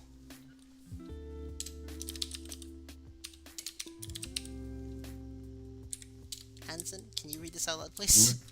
Read the table. Okay. So No, not the revenue. table. No, no, not the table. I want you to read what I have here on the notepad. You mean from the start, like Seneca Yes. Hill? Yeah. Okay. Seneca Hill Winery recently purchased land for the purpose of establishing a new vineyard. Management is considering two varieties of white grapes for the new vineyard, Chardonnay and Riesling. The Chardonnay grapes will be used to produce a dry Chardonnay wine, and the Riesling grapes will be used to produce a semi-dry Riesling wine. It takes approximately 4 years from the time of planting before new grapes can be harvested. This length of time creates a great deal of uncertainty concerning future demand and makes a decision concerning the type of grapes to plant difficult.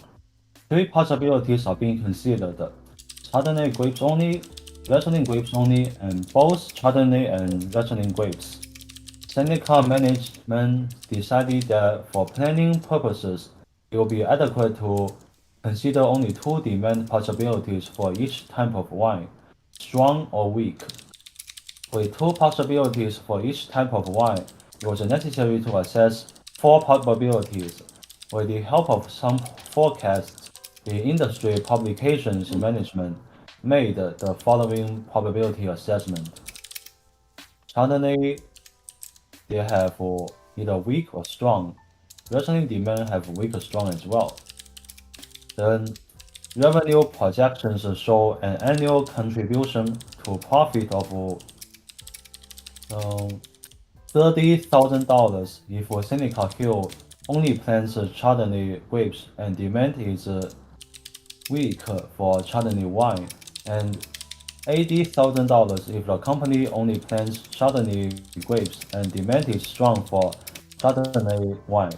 If Seneca Hill only plants Riesling grapes, the annual profit projections are as shown in the following table.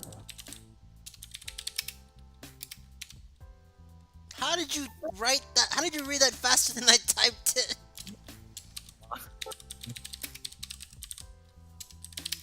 I don't know. I don't know. So what do you guys think the first step is?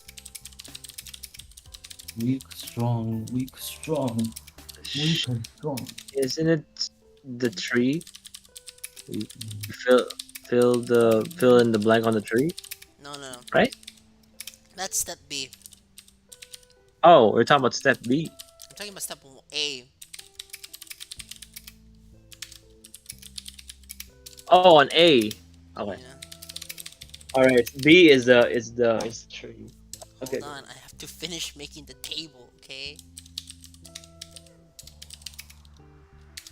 All right. On. Let's see here. Where's the question? Look at that, the whole question doesn't even fit on the page. Oh, yeah. What is It's an this? indicator. What did Hansen say?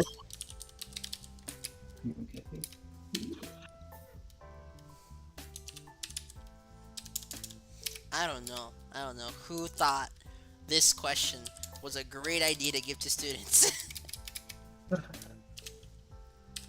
Maybe not the professor, but the one before him. Real life question, you know. This is not a real life question. A real life question would not have such clean numbers. I know, right? Oh, it's not a real life questions. What are we need for? Practical. Sh- Is the consequence. Okay. Okay. So. Time to see your guys' skills. The decision to be made is what? What are we deciding in this question?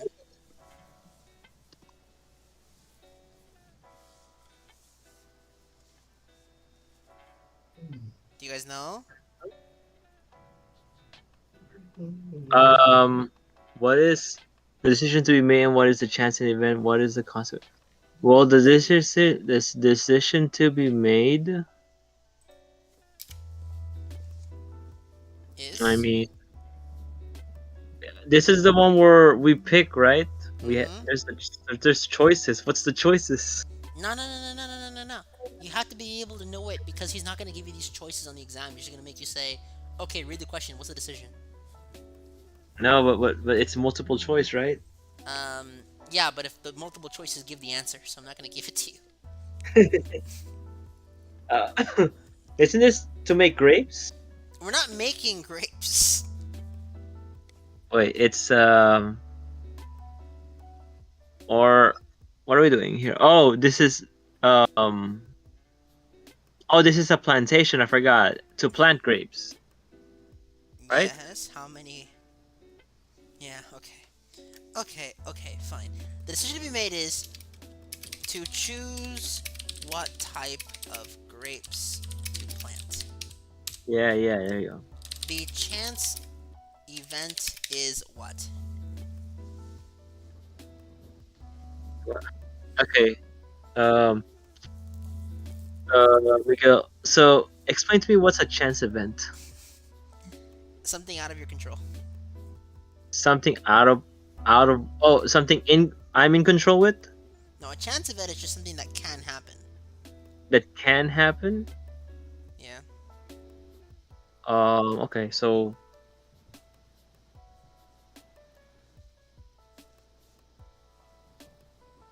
I don't know. Come on, guys. You should be able to do this. I believe in all of you. The chance event. Has something to do with wine, right? Yeah.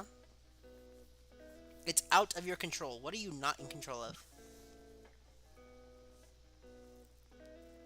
And it has something to do with wine. Yes. Oh, the demand. Correct. Right? Yes. There you Chance go. event is demand for wine. All right, Hansen. Yeah. The next one is Wine. yours. It turns water into wine. That's Jesus Christ. The consequence consequence is... What is the consequence, Hansen? Do it. The expected annual profit contribution. Correct.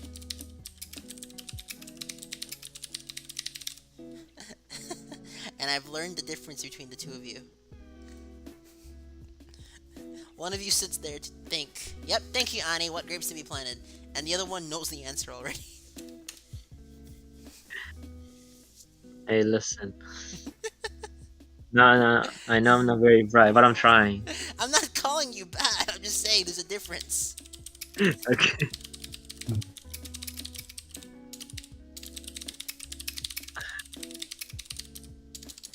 Okay, we're still in part A, by the way. Yes. Possible outcomes for the chance events. Okay. The alternatives for the decisions are what?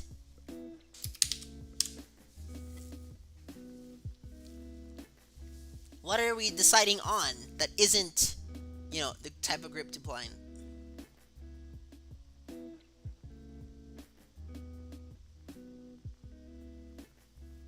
Do you know? Wait, what? The alternatives for the decisions are what? Uh, uh,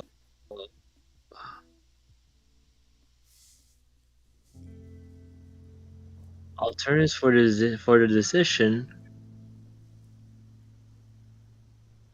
What decision?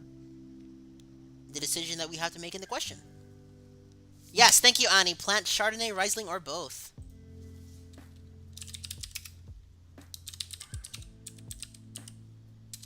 Oh, okay. So the decision is the one from the first one, right? The first thing we answered, Yes. and then the alternatives. Oh, okay. I see. Okay. Making sense now. And the outcomes for the possible chance events are what? Possible outcomes for the.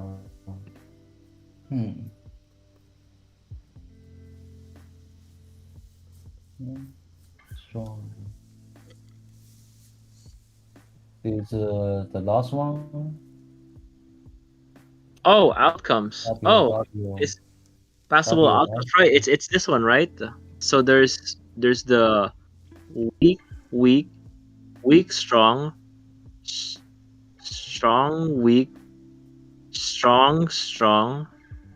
weak. What else is there? That's 4. Am I missing something? Right? Okay. Yeah, there's 4. I think it's it. It's weird. It's Yeah, weird. that's it. You're correct.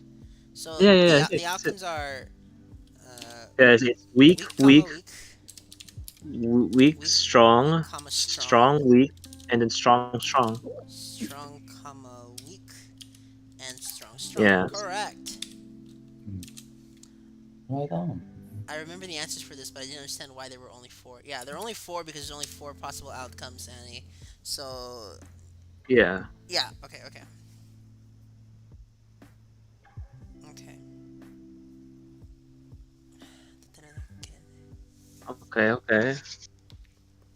Making sense.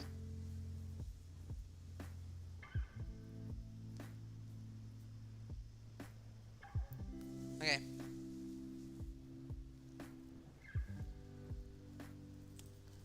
Now we gotta do B. Oh no. Oh, this is it's the tree. Yep. Like I said, making the tree honestly isn't that bad. But do it with a mouse. Yeah, I know. Okay. Let's do this thing. We appreciate Miguel. Yeah, thank you. Okay. 1. Why is it a square, guys? Anyone know why it's a square? We went over this. The decision.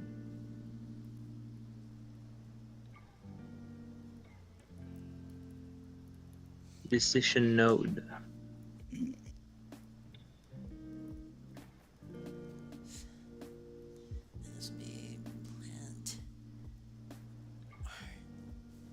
So I'm just gonna abbreviate letters for the sake of saving space. This is one of the biggest trees in the entire homework assignment. Yeah, Um, just two trees and just lines and yeah. Okay. Okay. biggest tree. For C. And then we gotta put some number here. And here we will have strong 4. That mouse, props to you for doing this with a mouse. My tree was already ugly by okay. Thank you, honey.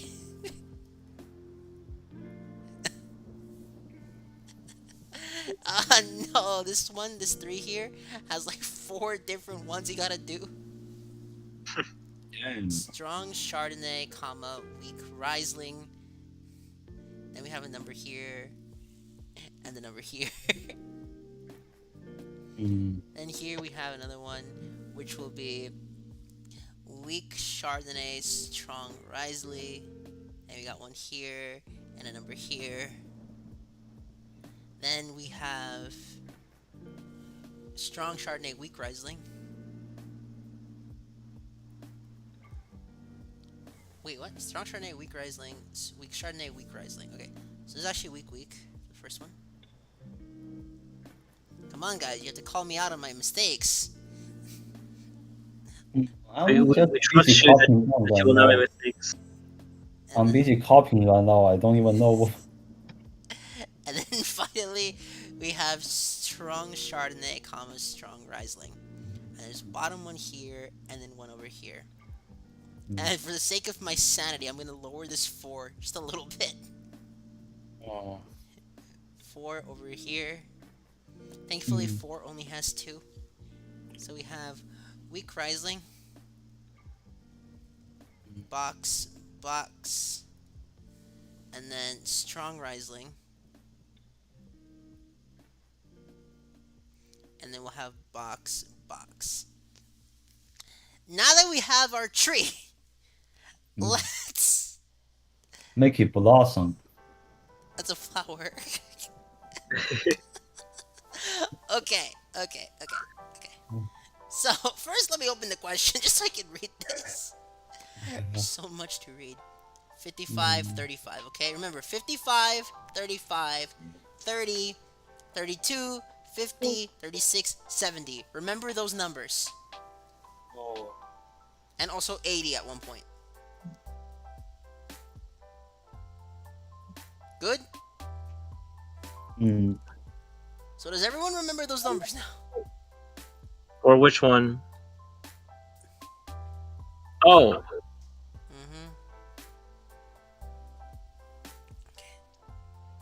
Mm-hmm. Mm.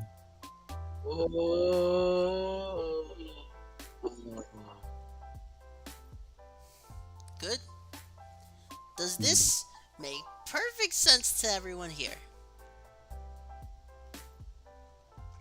Is so far so good. If it really is so far so good, Henson, tell me, what number do we pick for weak for Chardonnay on Node 2? No two. Okay, so down week here. for Chardonnay. Down here. Hmm. That one we use. well, we need the list. Dude. 05. Remember, we have different. We need the list. Show up the question. 0.05 Yeah, there you go. It is 0.05. How'd you get it?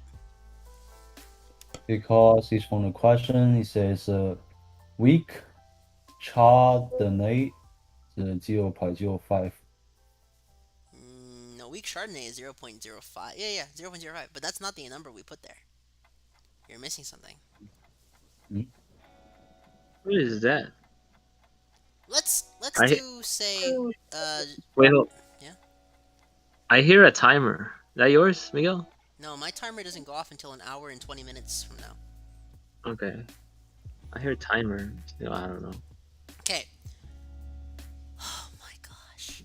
All right. So, what are we filling out first? You know what? Let's do Node 3, because Node 3 just gives us the answers from the book, okay? Yes, thank you, Annie. You had to add them up. But before we do any addition, because I love myself, we're going to do node 3 first.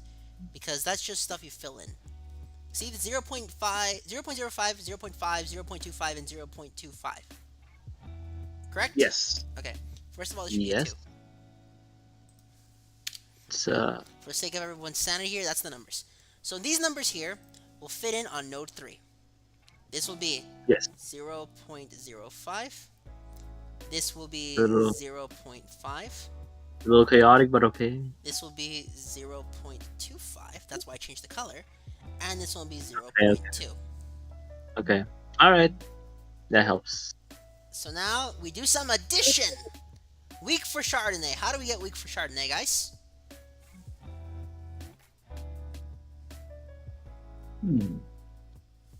Don't we need the list? No, you don't. The list is already on the table. We're already here. Weak for Oh. Chardonnay. We get 0.5 plus 0.05. So 0.55.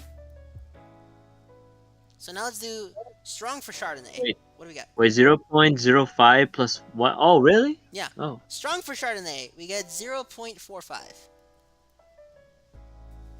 Good?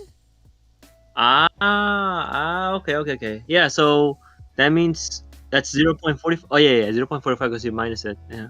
What about these two down here? Weak for rising, huh? Is that the same? Like we just. Yeah, weak R. 0.05 No, wait. plus 0.2, 0.3. What happened? Yep. 0.3. So now let's do strong for rising. So SR 0.2 plus 0.5, we get 0.7. Do you understand that now?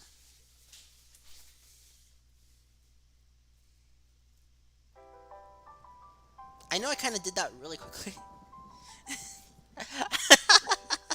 See, Annie has the right idea, okay? Annie's over here saying it took too long to figure it out, that all you had to do was add them. 4, 5. So does everyone understand how I got these numbers? Yes. Dear. Hanson, do you know how I got these numbers? It's from the question, right? 605. Oh, it's over there. Okay. Oh, okay. Now that makes sense. Damn it. Okay.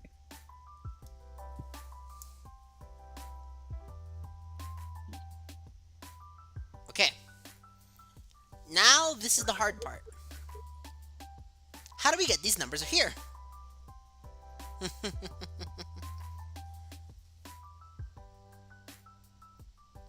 Anyone want to take a guess? Does anybody want to take a guess? I'll open up the Wait. question for you. Oh, over here? Wait, which on one? the right. On the right. How do we get the right On the boxes? right? I'll open up the question here so you guys can all see it. Mm,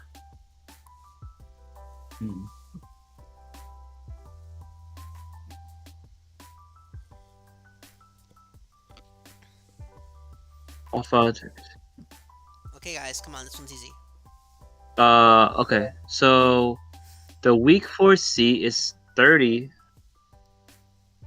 right? Where'd you get that? Week for C is 30. How? Huh? How is it? It's from the question. What is the line in It's your from the- question? It's from the question. But what line is it? What sentence? is The it? revenue projections show an annual contribution to profit of 30,000 if Seneca Hill only plants Chardonnay grapes and demand is weak for Okay. Chardonnay wine. Okay. Yeah. So now that you guys seem to have easily figured it out, it's all of that is just in this paragraph and this section here. So Yeah. I'll just fill it out for you guys. I'm not gonna Yeah. take all your time. It's just right there, yeah. 30. Over here it'll be 80. Over here it's gonna be 32, 50, 36, 70. Down here it's gonna be 35, and over here it's gonna be 55. All of those numbers are given here. 55, 35, 80, 30, 32, 50, 36, 70. That's it. And then boom, ladies and gentlemen, we finally finished this damn table. How does it feel? Very nice. Yeah. Can't believe I had to read that question. Wait, what do you mean you can't believe you have to read the question, Annie?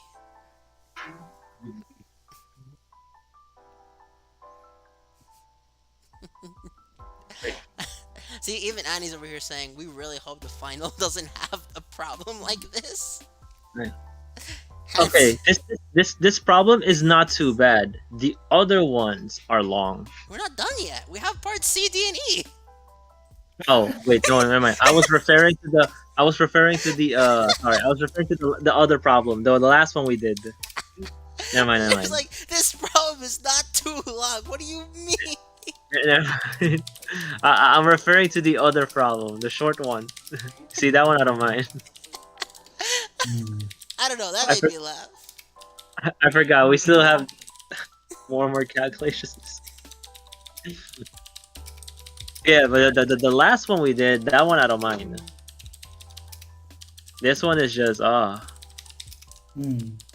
like I hope like these the A and B. Oh, sorry, the A question is like in the midterm, and that's all we need. That's all it is for this problem.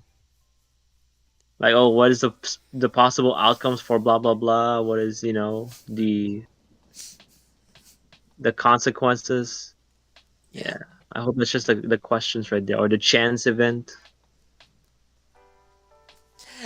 Can you imagine if this is the extra credit?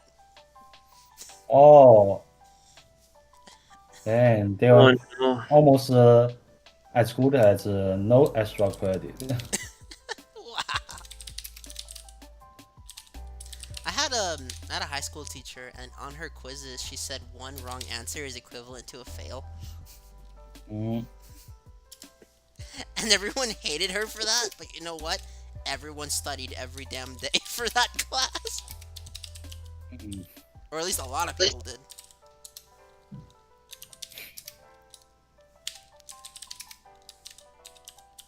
Okay, guys, time to do some crazy math. Is everyone happy and ready for this? Yeah. Is that a joke? Of course not. Okay, let's start with C. Okay, would anyone like to read C for us?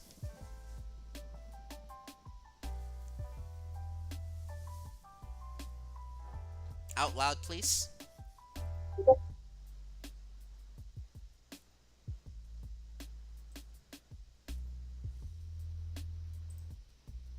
No? No one wants to save it?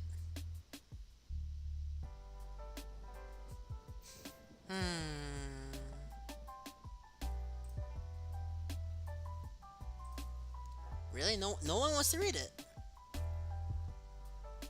Okay. Okay, I'll read it then. Use the annual value approach to recommend which alternative Seneca Hill Winery should follow in order to maximize expected annual profit. And then those are your thing. The best decision is to plant what kind of grapes? Let's see. Okay. Let's see, everybody. Because that is what we do in our life, right? So C is actually really easy. I know, right? The estimated Nice. value of planting Chardonnay, I'm going to use PC, is equal to 0.55 multiplied by 30 plus 0.45 multiplied by 80. Does anyone know how I got those numbers?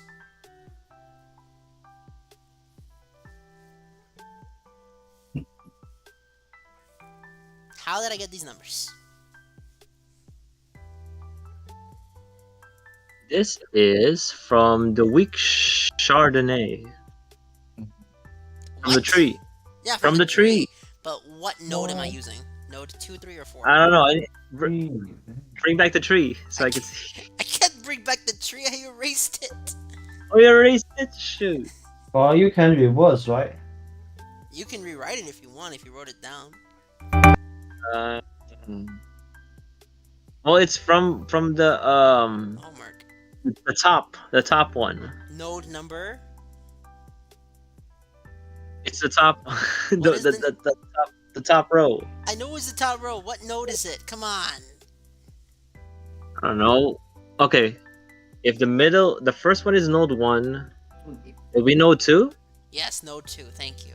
Okay. And this will be equal to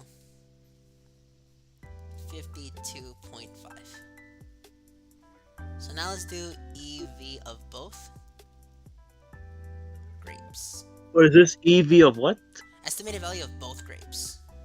Both grapes. 0.05 multiplied by 32, close parentheses, plus 0.5 multiplied by 50, close parentheses, plus 0.25 multiplied by 36, close parentheses, plus 0.2 multiplied by 70 is equal to 49.6. Look, if we're doing arithmetic, I'm just gonna show you the arithmetic because I'm assuming that as college students, we all know how to do basic addition and multiplication. Is that correct? Sure. I'm asking. Yeah. Sure. I'm just kidding, Miguel. Yeah. And now we have the estimated value for planting Riesling. And that will be equal to 0.3 multiplied by 35, close parentheses, plus 0.7 multiplied by 55. That should be a 5, not a 3.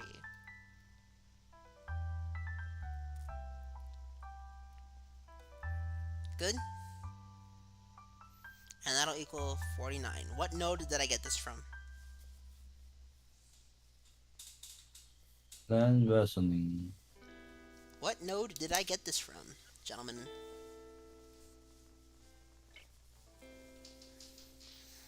Which one?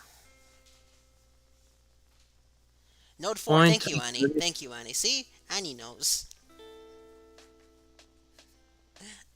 You know, it wasn't for the fact that I was streaming. I really would sound like a schizophrenic. So, given that our numbers were for EVPC is equal to 52.4.5,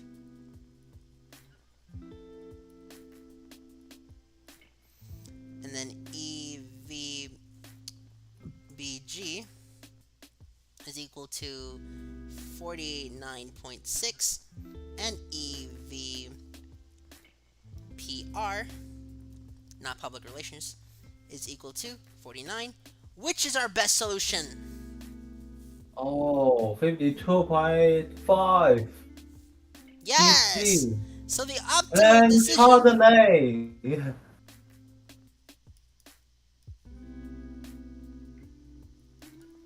is to plant Chardonnay grapes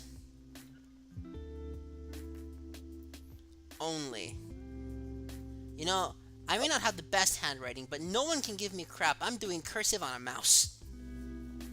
Oh, we're not saying nothing, Miguel. I know, but someone in the comments is going to. You're the man. No, we're not saying nothing. The man, the myth, the legend. Thank you.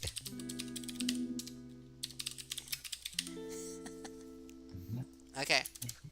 D. I can't believe you're doing cursive. Okay, D. This changes the expected value in... Wait, that's wrong. That is not what D says. Okay, back to D. Suppose management is concerned about the probability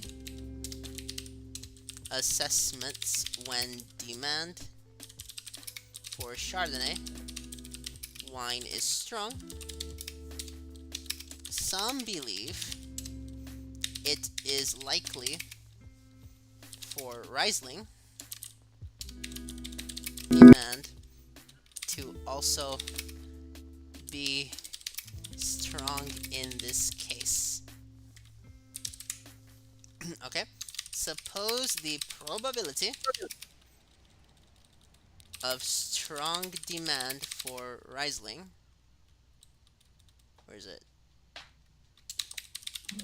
is 0.05, and the probability of strong demand, like, did they get the talent for doing math? No, you're just using a cursive. If you guys peek at the YouTube comments, it's hilarious. Oh yeah. Strong demand. Okay, okay. For Chardonnay and strong demand for Riesling is 0.4. How does this change the recommended decision? Assume that the probabilities when Chardonnay demand is weak are still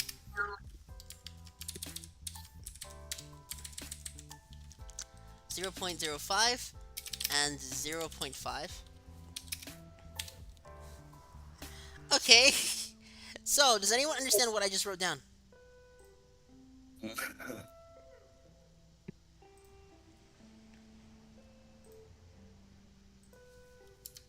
No one? Does nobody know what I wrote? Reasoning probability.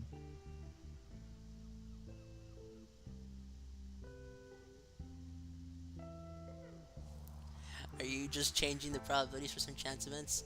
Thank you, Annie. Thank you. We are on. D for question 1.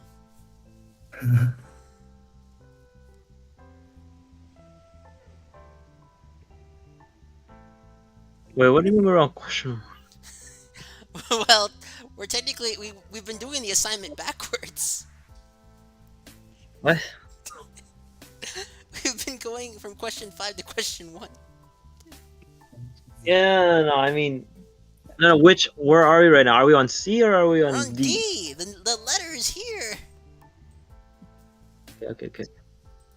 Okay. Oh yeah, cause okay, no, you're right. Okay, so let's just take a quick glance at this just so I can keep my mind. I just realized something, that this only affects that when both of them are planted, or when only Riesling is planted. Meaning that EV of Chardonnay, so EVPC stays the same. It'll equal 52.5. However, this still affects EVBG and EVPR.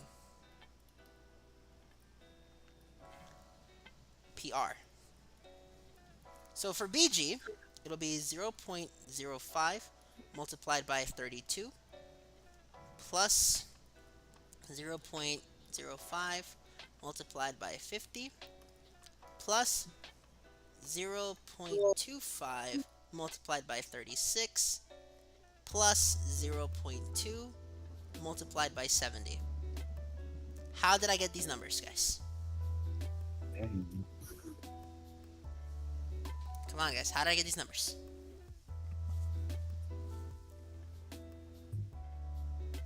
I gotta make sure you're paying attention, otherwise this is fruitless. Is it from the from? Okay, it's from the question, no? And Yeah, then look, everything is from the question, and everything is from the tree. But which node of the tree is really what I'm asking you. the middle.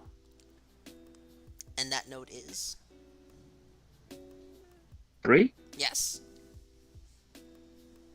Good. Yeah. 3.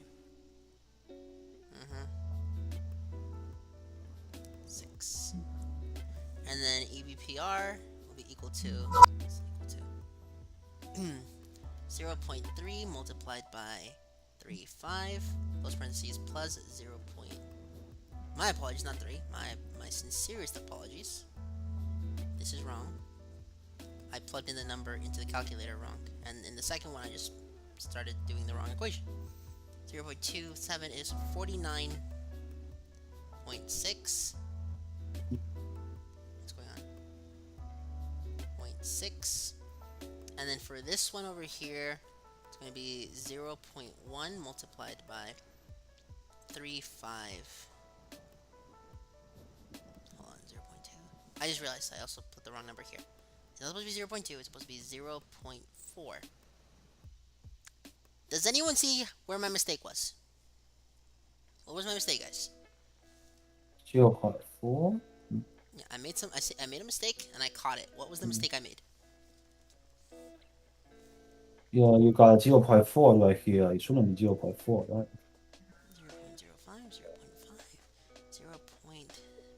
0.05, 0.5, 0.2. This should be 0. And yeah, there are two 0.05 solutions. Yeah, there are two. Thank you. There were two. Yeah, 0.05 multiplied by 32 plus 0.5 multiplied by 50 plus 0.05 multiplied by 36 plus 0.4 multiplied by 70. That'll give me... I did this incorrectly again. Apparently my number was right the first time. You know, I'm very sorry for saying anything about arithmetic abilities. Apparently I don't have them. You got off there for a bit, Miguel. 56.4. Okay. So in reality, it's 56.4. I was apparently right the first time and just backtracked because I got hesitant. But my equation was wrong. So apparently, I just wrote it down wrong, but I put it in correctly in the calculator. Wonderful. So 0.1 multiplied by 35, close parentheses, plus 0.9. And just to make it easier, these are separate questions. 0.9 multiplied by 55. You know what? I'm gonna propose a challenge here. Hansen, Annie, where did the 0.1 and 0.9 come from?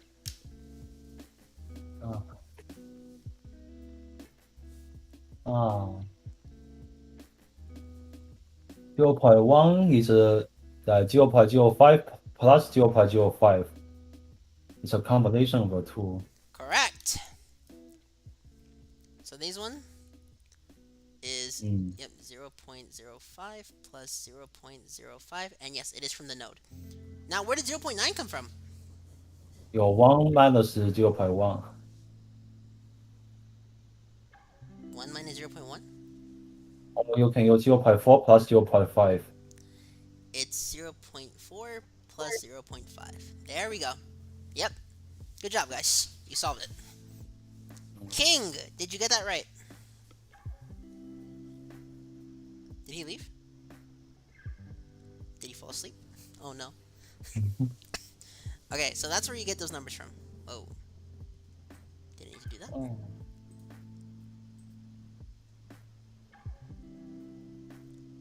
Okay.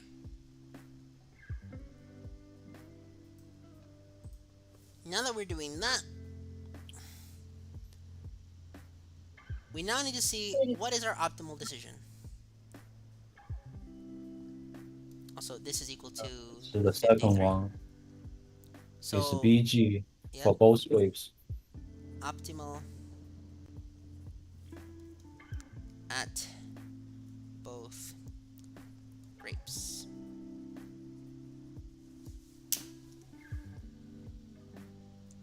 Good. Good.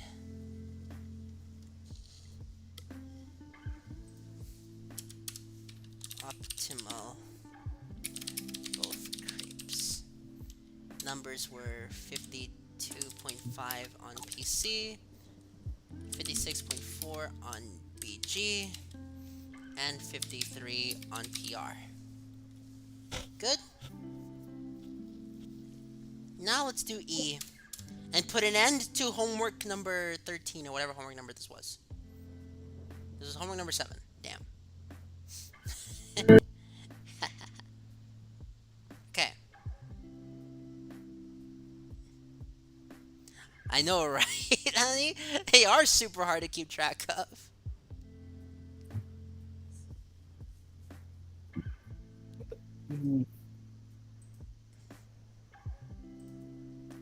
Okay, E.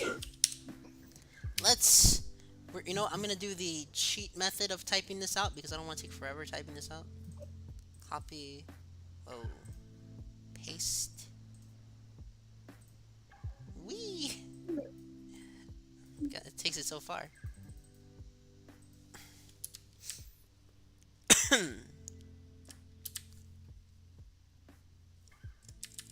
Come on.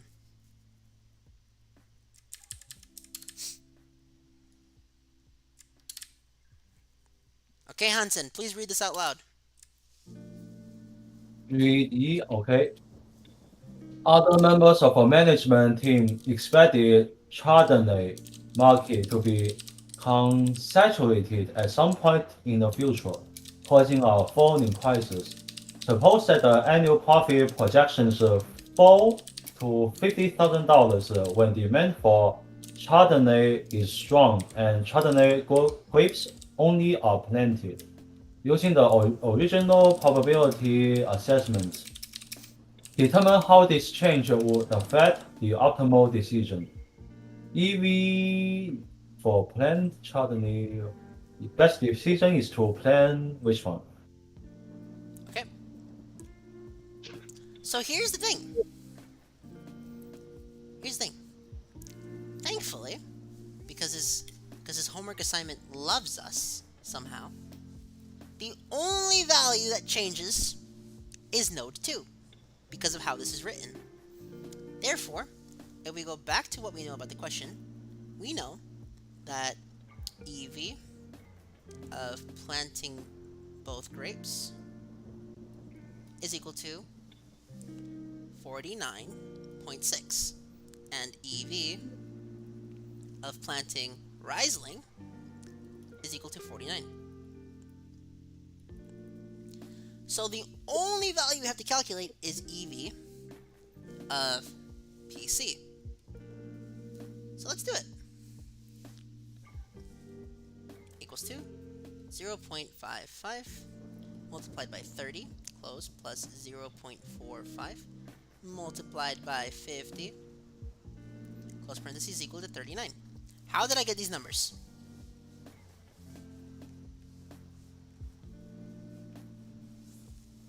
Hansen. 0.55 and 0.45. And how many is on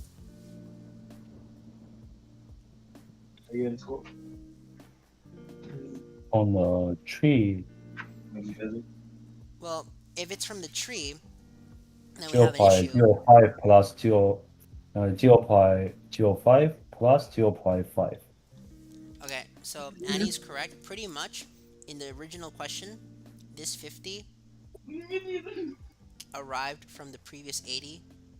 It was just lowered.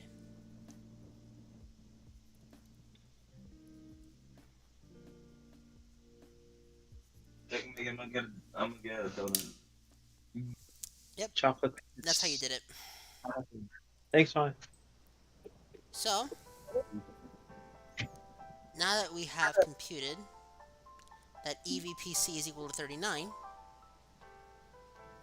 which one is optimal?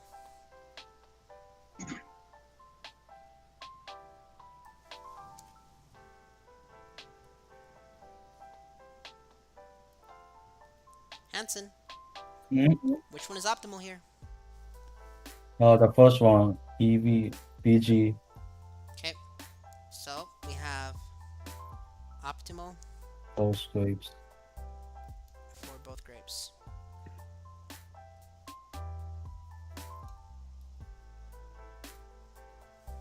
Good. And we have finished homework assignment 7. How does it feel? Fantastic. Why did this homework assignment take so long? Here's the thing. Homework assignment 6 is actually longer. I'm not even kidding. Actually, I have a question. Go for it. How did you guys get 49.6 again? It's in the because we calculated it in part C. Part C. Yes. Oh, okay. Actually, yeah. Sorry, no. It was no. Actually, no. Yeah. You're right. UV plant.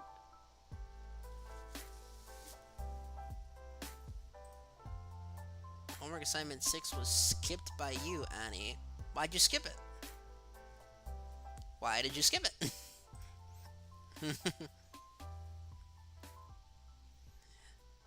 This one felt sort of straightforward. Yeah. I will say this about problem C. Homework assignment 6. It legitimately makes next to no sense. And if I was to go over project homework 6, I would really only go over what's possible without a solver. You guys know what I mean?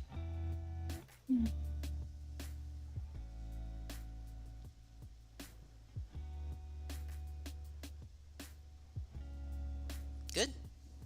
Mm.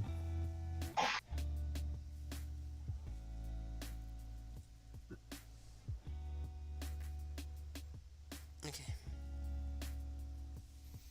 So now, let's do... Bad planning. I got super sick too. Okay, no, I got sick too. I still did the homework. But everything else, you got an excuse. Honestly, I'm not even mad. I wouldn't want to do half of this either. So given that was chapter 13, let's do some chapter 13 questions from the book. Not the book, the slides.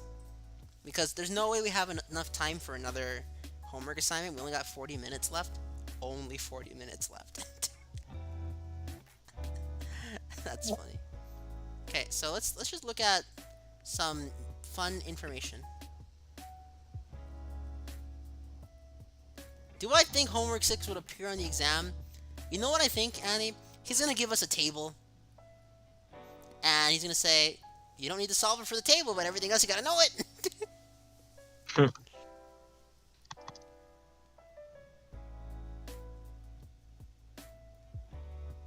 That was really neat. So I'm gonna give you guys some nice little information here. How nice. We talk. I'm gonna write this down. That way we finally put to rest what is what.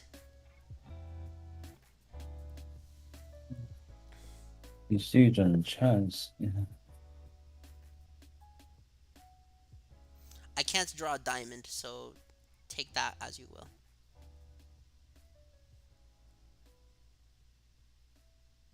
Yes, I can. Mm. There's your diamond. No, it's a bad diamond. Okay, I'll give it one more attempt at drawing a diamond, then we have to move on.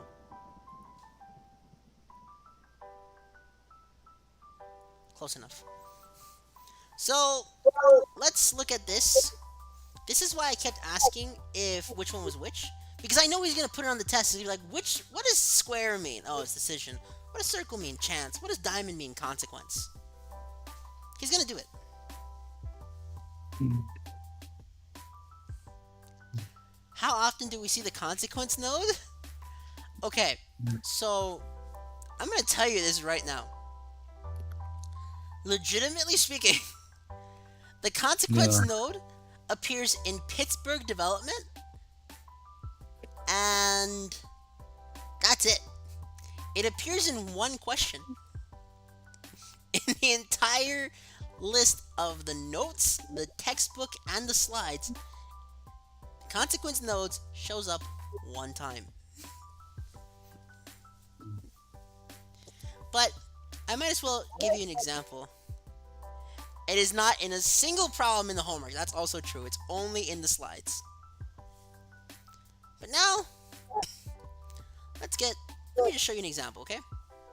Let's say we do this.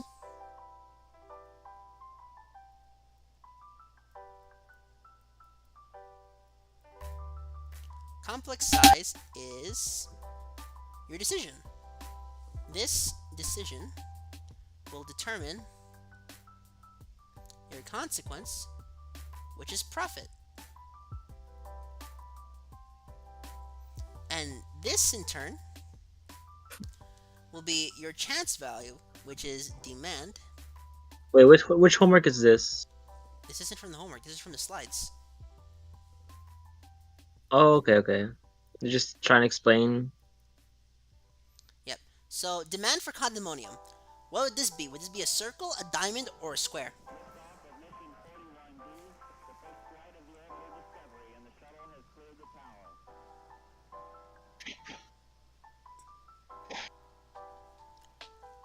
Yes, Annie, good job. It's a circle. You know what, Annie, do you just want to join the group chat? I'll invite you.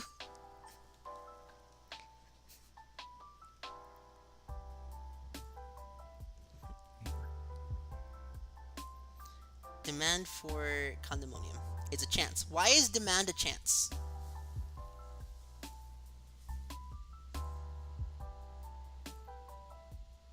Asking you a question. Why is demand a chance?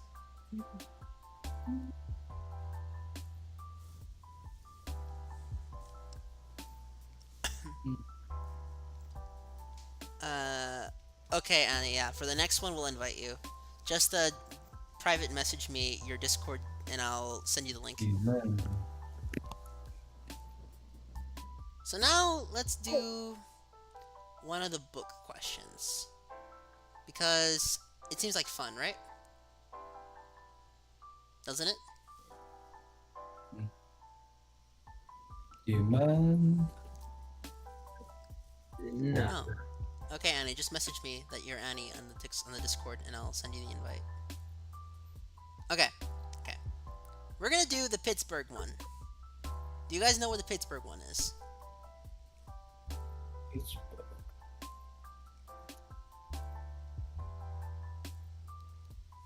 No? You don't? That's the one we've been... Yeah, seriously, guys, we've been doing Pittsburgh for 2 weeks. Done 2 weeks of this one problem, and we're gonna do it all in 40 minutes. Mm. Yep. So let's do it. Homework 7 covered. Damn, I really did the entirety of Homework 7. And it took us how many hours, guys? Like 3? Okay, Homework Yeah. 7 took us 3 hours to do. Word? Yeah, there's no way he puts 10 if that was only, what, 5 questions? I think you overshot it with that one. Oh, they are all multiple choice questions, right? Are they? I have no idea. Oh, wow. Okay. So, let's do this. Oh my gosh. Who wants to read this?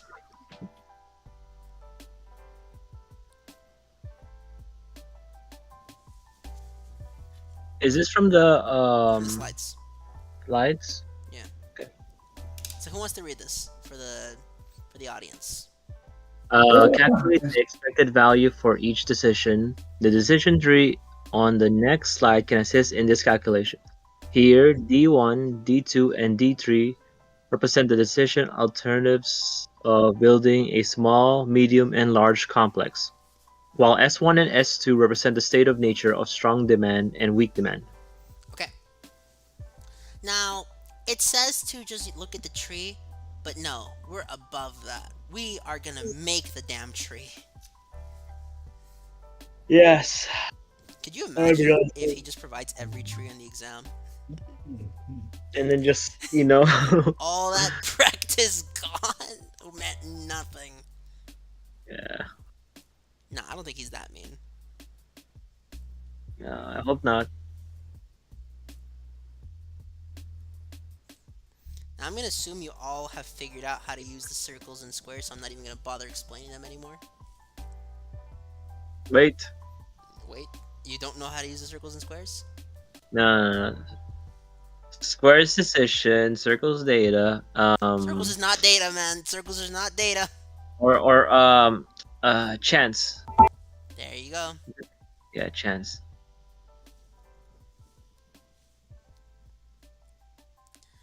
You were And then what was the diamond again? The diamond is the consequence. consequence. What is there another thing? Is there another one? Nope, it's only 3. Oh, it's only 3. Okay. Albeit diamonds are so rare, the chance of you actually using one is next to 0. Okay. Well, what would be an example of a diamond? Profit. Okay.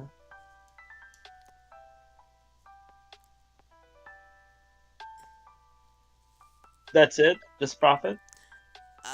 Payoff, I guess. Okay. Where the consequence nodes basically be the numbers we write at the end of the branches if it's profit. Well, I mean, Yeah. if it's profit, then sure, but if it's not, then I wouldn't do it.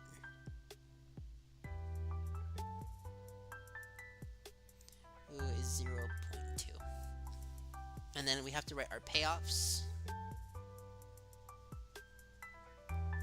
which will be 8 mil, 7 mil,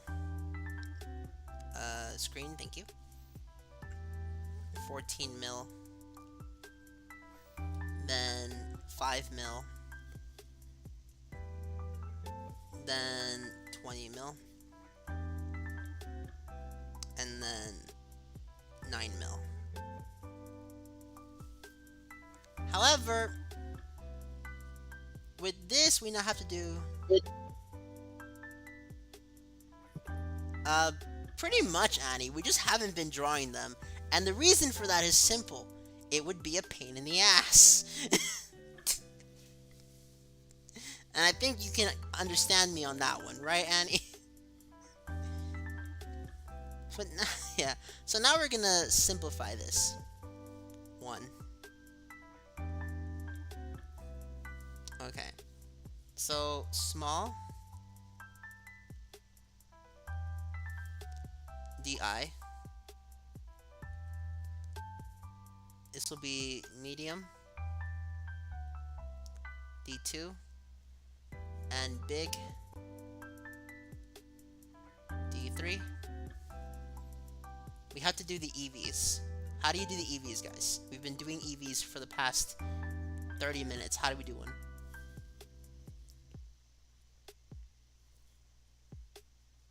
Hanson! Yes. How do we solve the EV for this one? Mhm.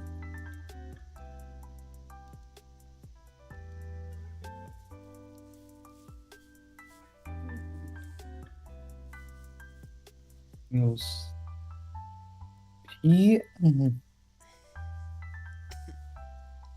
0.8 times what is the number value again? Yeah, 8. Yeah. Plus 0.2 times 7.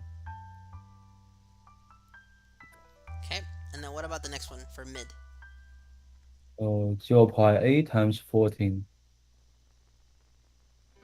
plus 0.2 times 5. Oops, that's a 0. It should be a parentheses. And then the last one? And 0.8 times 20 plus 0.2 times 9. And just to save everyone time, this one over here will give us 7.8 million. This one over here will give us 12.2 million. And then this big one over here will give us 14.2 million. Therefore, D3 is best. Therefore, under the decision alternatives with the largest EV, we choose to select D3. In other words, D3 is optimal.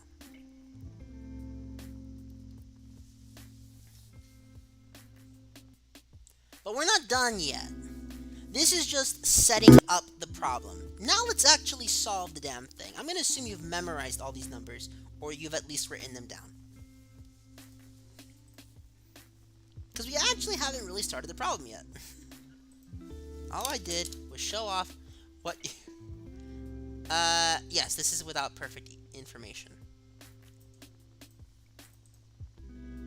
So let's do all the steps.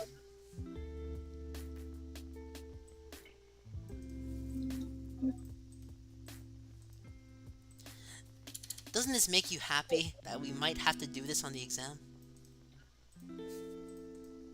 No. I'm glad he agrees with me. Okay, so now that we have that, we gotta do some calculations, okay? And there's no way we have to do a problem this big. This isn't even a big problem. The previous question was bigger. So we're gonna need EVWPI.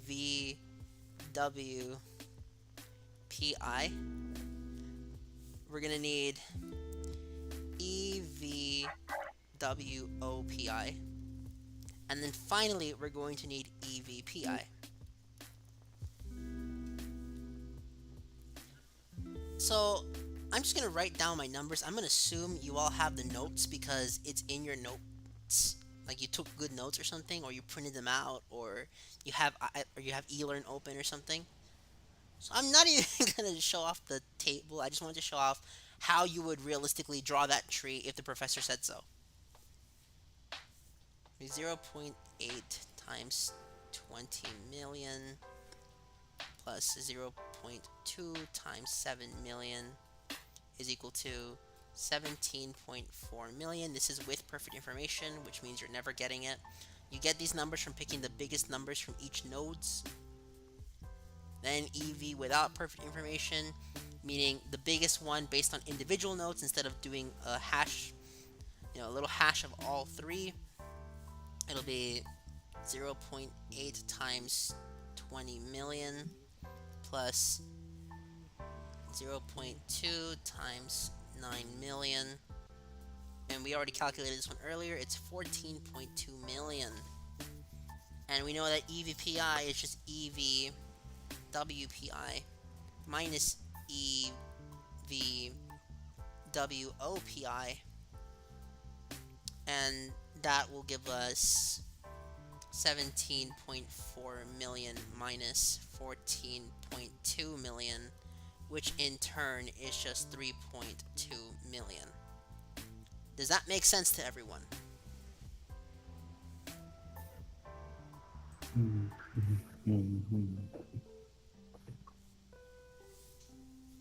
Does that make sense to everybody? Yes. Okay. Now I am hoping once more that you have these numbers memorized or written down somewhere, because now we're doing the next step.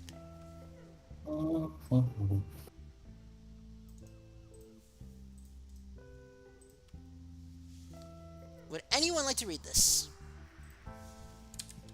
So, favorite report. We start here. Let us return to the PDC problem and assume that management is considering a 6-month market research study designed to learn more about potential market acceptance of a PDC condominium project. Management anticipates that the market research study will provide one of the following two results. Favorable report: a significant number of the individuals contacted expressed interest in purchasing a PDC condominium. Okay. 2. Unfavorable report: very few of the individuals contacted expressed interest in purchasing a PDC condominium. Okay, condominium. So, Condominium. I'm going to tell you right now, there is no way you're drawing this with the tree. Here we have to use what the professor calls an influence diagram.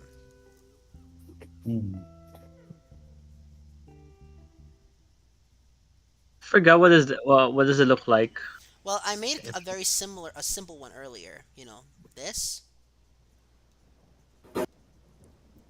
When this was Oh, that one, the one with the when I was teaching you which ones meant which. is it the influence one? The one with Yeah, that's an influence diagram. the one from the slides? Yeah, but now we're gonna make Okay, okay. a real influence diagram. You know, not that baby thing I did to explain the difference between circle, square, and diamond. No, we're gonna do the real deal. Okay. This is consequence. This is chance, and this is demand. Decision. Decision, chance, consequence.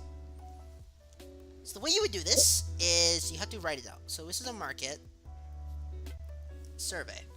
This is how the people made the decision. They surveyed the market.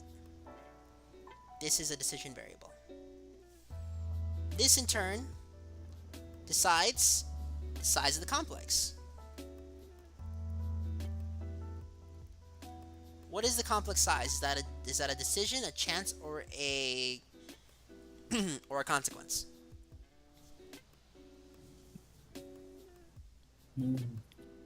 Infamously, I got this one wrong in the actual lecture.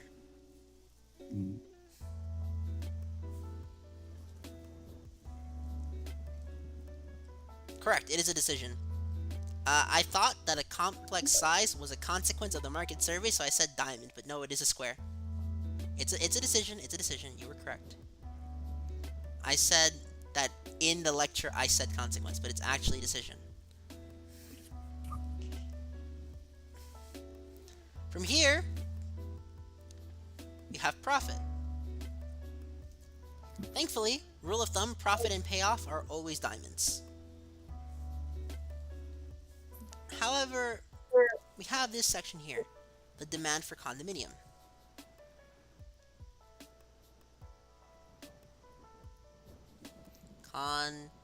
Condominium. When it says demand, just assume circle. Because your circles are your friends. And demand will determine profits, therefore it goes in this direction. Then we have the market, survey,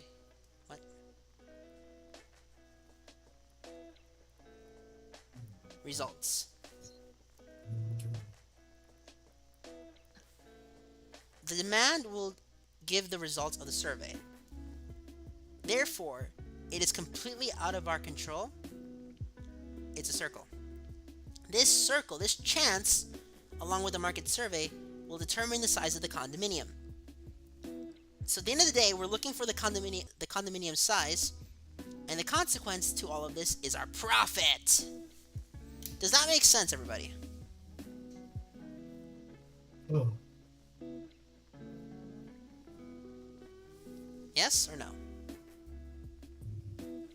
Sorry, can you repeat that? Does this influence diagram make sense? Okay, so let's see here. I wouldn't say always, but for the most part, they're just towards the end. Complex size, market survey results,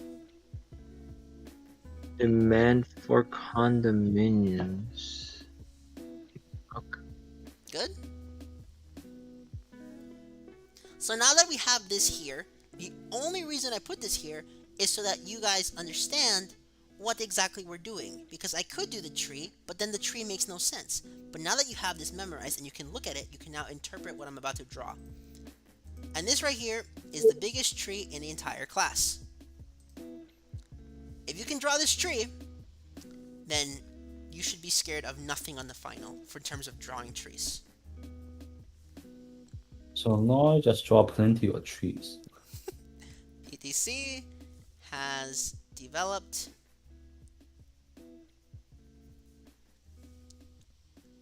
following branch probabilities.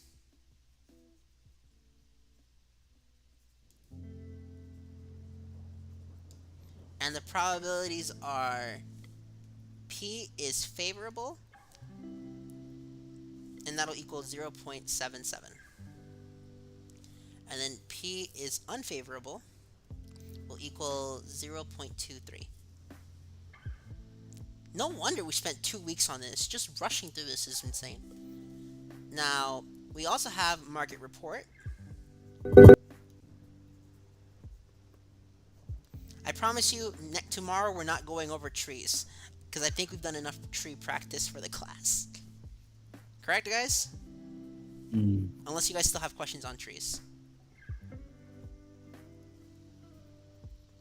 Strong demand F will equal to, and strong demand will just be reduced to S1 will equal to 0.94, and then P of weak demand given F will equal to 0.6. And now that we've done all of this, finally we can draw the tree to end all trees. All of this is just to give you all the background information. We've just done background information. Now it's time to actually compute this damn thing. Are you guys ready? Yeah. 1. This is conduct market research strategy. Hold on, let's see if I can do this sideways. Conduct. Okay, I can, but I have to do this really carefully. Okay.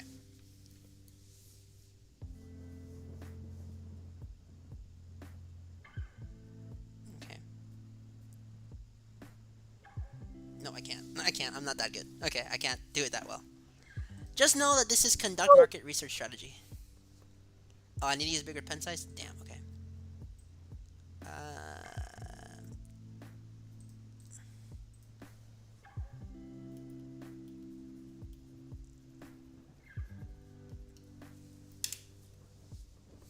Is it?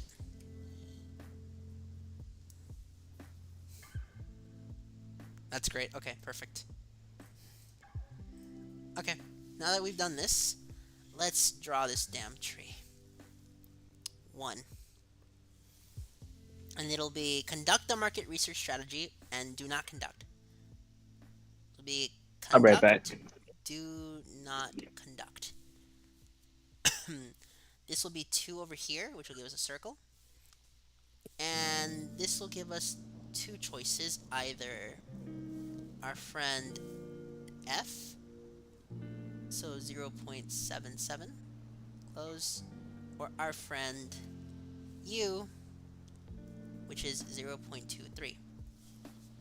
Then from here, we have our friend number 3, which will give us 3 different options, which will be D1, D2, and D3. Our friend number 4 as well will give us options, which will be D1, D2, and D3. And then our friend D and C over here will be 5, which will give us the options D1, D2, and D3. This in turn will create different nodes. Node 6, 7, 8, 9, 10, 11, 12, 13, and 14. Yeah, I hyped you guys up, huh? Biggest tree in the class? This doesn't look too big yet. Oh, just wait. It gets bigger. Now these are all chance nodes. But now we need to determine if the demand is strong or weak. So, S1 for strong, S2 for weak. So now let's just assume that the top one is the strong one and the bottom one is the weak one when I'm writing this, because I'm not going to write S1 over and over again. So now that we have all of this, it's time for our diamonds that I'm not going to draw because that would take too long and it'd be too much of a pain to do it.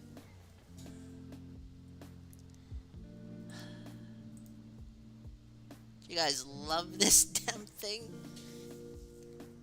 This will be P of S1. Is it drawing? Yeah.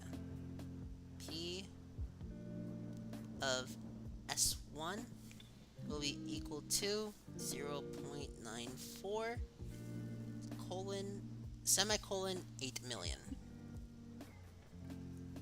and then P2, S2 will be P of S2 will be equal to 0.6 multiplied, semicolon, 7 million. Then we have P of S1. It's the same thing. P of S2, same thing, same thing. But the second number here is going to be a bit different. It will be 14 million and 5 million. And this one over here, so from node 8 will come over here. So I'm actually going to separate this. Kinda, yeah, he is similar to that. Okay, 8 will be separated like that. Then we'll have green starting at 10. And then we'll have pastel green at 12. And then 14 will get its own color, that being yellow. So for 8, it's going to be the following. This one. For 8, it will be P of S1 is equal to 0.6. 9.4 equal to 9.4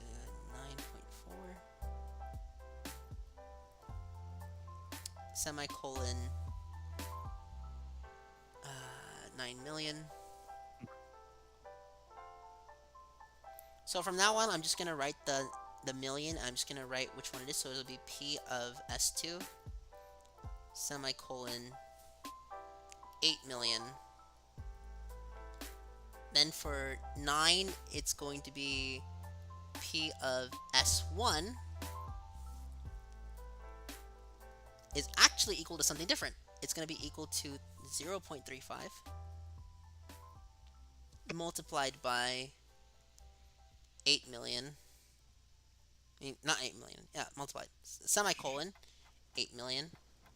Then P of S2 will be equaling to 0.65 semicolon. This is stupid. This is actually stupid. Who in their right mind can look at this and say this is a fair and valid question? I don't know. 7 million. Then we go change our color to green because we've done 4 in a row. So for node 10, it's going to be P of S1 is equal to 0.35 colon $sign 14 million. Then P of S2 is equal to... Okay, Annie. We'll see you for the next one, where we hopefully won't be doing trees for 3 hours. No, my bad. 6 hours we did trees. We did trees for 6 hours. Can you believe that, Henson? Yeah. What? 14 million. But in this case, because it's 11, it's gonna be... Oh my god. What? We're still here, right? This tree, dude. Oh. This is The now heck, for node 11. 6 hours? Oh my god damn, dude. I really hope we don't do any of this in the finals. This is just too much. So time consuming. You know what? When I said this was the biggest tree in the class, now imagine if you were psychotic enough to actually draw the diamonds around these entire numbers. Oh my god. Jesus. You know, you guys thought I was kidding when I said biggest tree in the class, didn't you? Yeah, I know. We get your point now. We're not done. We still have to compute it afterwards. This is just to set it up. Yes. We know. We this is like our what, like a third problem with the tree, third or fourth. We know, we know. How? How did the professor think this was a good idea to go around teaching us for? And I kid you not, this we've been on this problem for like a week.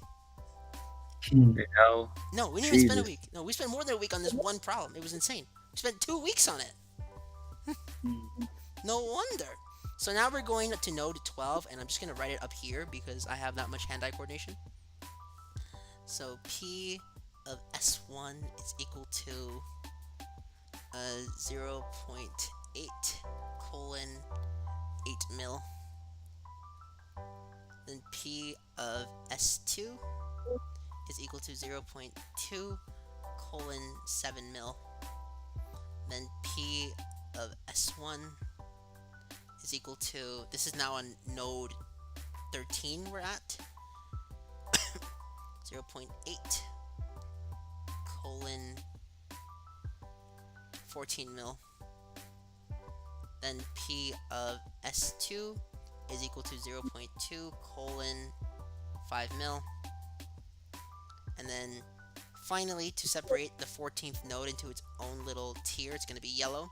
P of S1 is equal to 0.8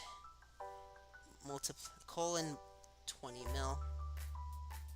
And finally, P of S2 is equal to 0.2 colon 9 mil. Does anyone have questions on how to draw this damn thing? Oh no, we're good. We're good. So do you mean to tell me that if I asked you this exact same question tomorrow, you'd be able to draw it from memory? Not this, but we'll draw something else, like the one from that goes up to node 4, but not this. So you see all this, right? Yes. Well, what if I told you we now have to multiply everything? All right. Well, Miguel, that's all you. And I know. Don't worry, we have 10 minutes left. We can finish this. all right. Well, if you say so. So we're just gonna do 6 through 7. Did you just erase that whole thing? Yes, because I have to show you guys the rest of it. I don't have enough fucking space to fit the rest of it. Do I have enough space to fit all the calculations I'm about to do? Yeah, cause you need the tree, right, to remember. I have the tree memorized. I took a picture of it. Okay. Good. Did you? I was gonna say all that effort for nothing.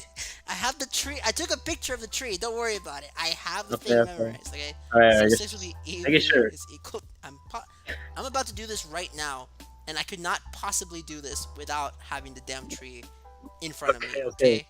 Making sure. Did you think I was gonna have to dry the whole tree again? Yeah. I was like, well, there goes the tree. Hanson, how's your drawing going? Drawing tree is not that difficult as long as I know the space. But what about filling in all the numbers? How's that going for you? I had to pay 120% concentration, otherwise I'll make a rookie mistake and the whole soup is ruined. So I don't have enough mentality to do that. Can you imagine if this is the damn extra credit question? We're gonna be the Oh, only people who gosh, get bro. it right. I think I'm done drawing trees today. Yeah, don't worry. We're not drawing trees tomorrow or the day after. I think we know how to draw trees now.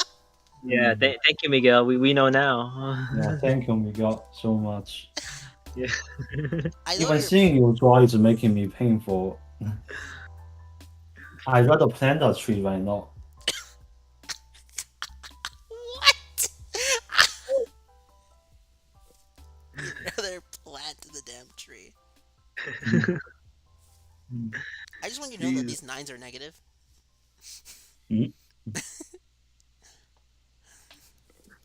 Oh, Jeez. 0.06 times 0 and the negative 9. Okay.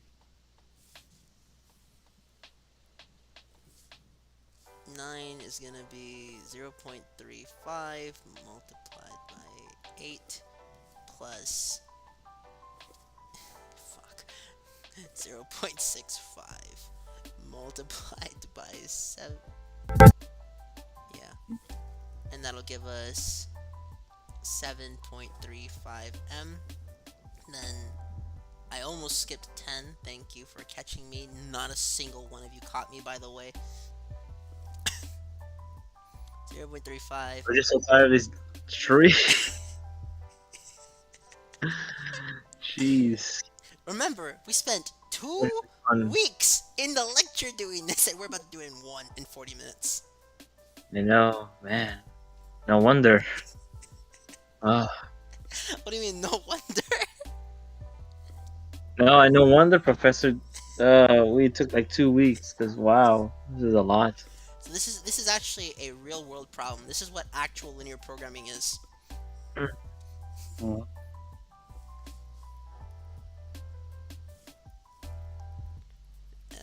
11 is then gonna be EV is equal to. I swear to God, if one of the questions on the final is this one, I'm gonna see students walk out. Yeah. It was like when I took my calculus AP exam. What ended up happening was one of the students, he just looked at the question and said, "I'm not smart enough." Like out loud, he said, "I'm not smart enough," and just walked out. Really? Yeah. Jeez. That bad? It was hard, okay? I'm not gonna lie, I only got a 2. out of 5. 2 out of 5? Yeah. So I got 40% on my AP calculus exam. No, no. Damn. You're pretty smart too, Miguel, so that must have been real hard. I fucking cried when I saw the result, I'm not gonna lie to you.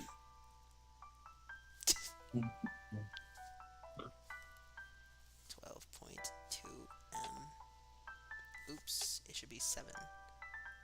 You see that, guys? I thought you had the tree written down. Call me out on my mistakes. I was doing number 13.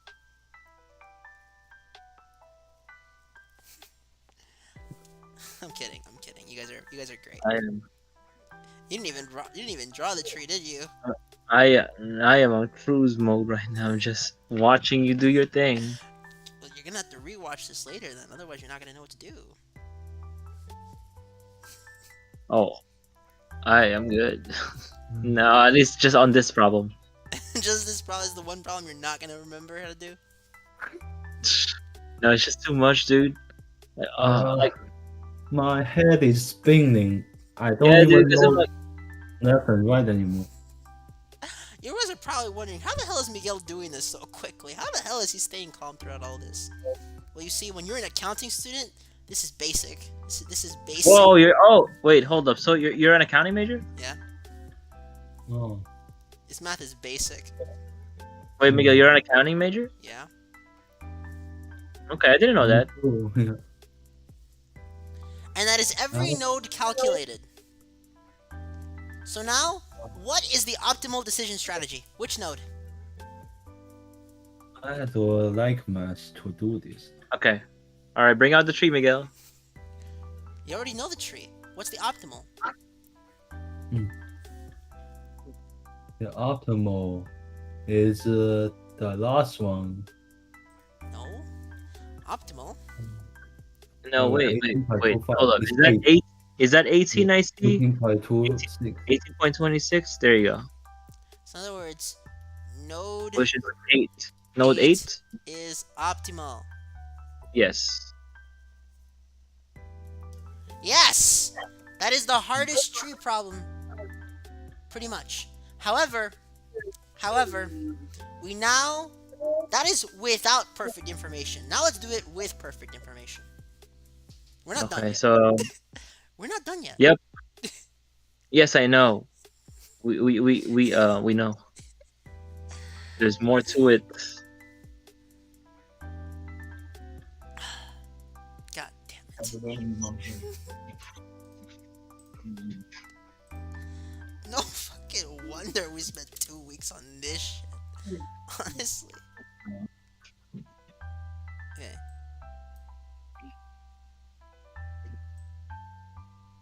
You know, I'm not even gonna do the math, okay? This is your answer. I'm just gonna paste it here. I'll show it. I'll show off the chapter.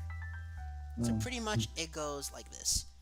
E is equal to EVSI divided by EVPI close multiplied by 100, which will give us 1.73 M divided by 3.20 M times 100, and your percentage now, because we already got our number, we still have to calculate the efficiency. I'm just calculating efficiency right now. Your efficiency is a 54.1% efficient survey. All I put here was the answer to the with and without stuff. Okay? That's it. I'm not gonna draw another tree until the exam. Okay? Because I'm not doing that. Okay? I lost my mind. Overall, what'd you guys think? Okay. Do you guys understand trees now? Yes. Thank you, Miguel. We appreciate it. After Now we can make a forest. how many hours is that? 4 hours of of dealing with those trees? 6. We spent 6 hours with the trees. Oh, okay, no. 4 hours because we remember the other 2 hours were the vocabs. Oh yeah, 2 hours we spent on vocabulary. Fine, 2 hours Yeah. on vocab and 4 hours on trees. Yes. So yes, we to answer your question, yes. Okay, we're done today.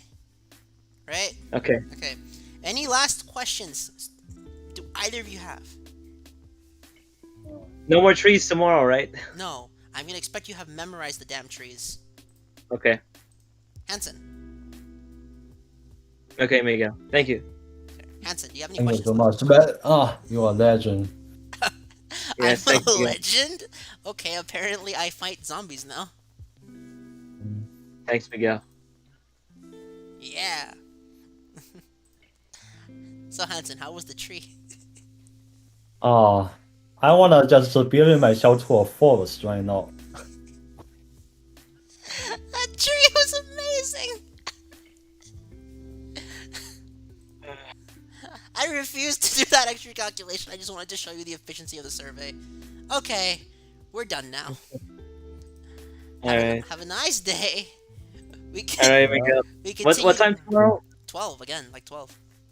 12? Okay. Alright. Bye. Sounds good, Miguel.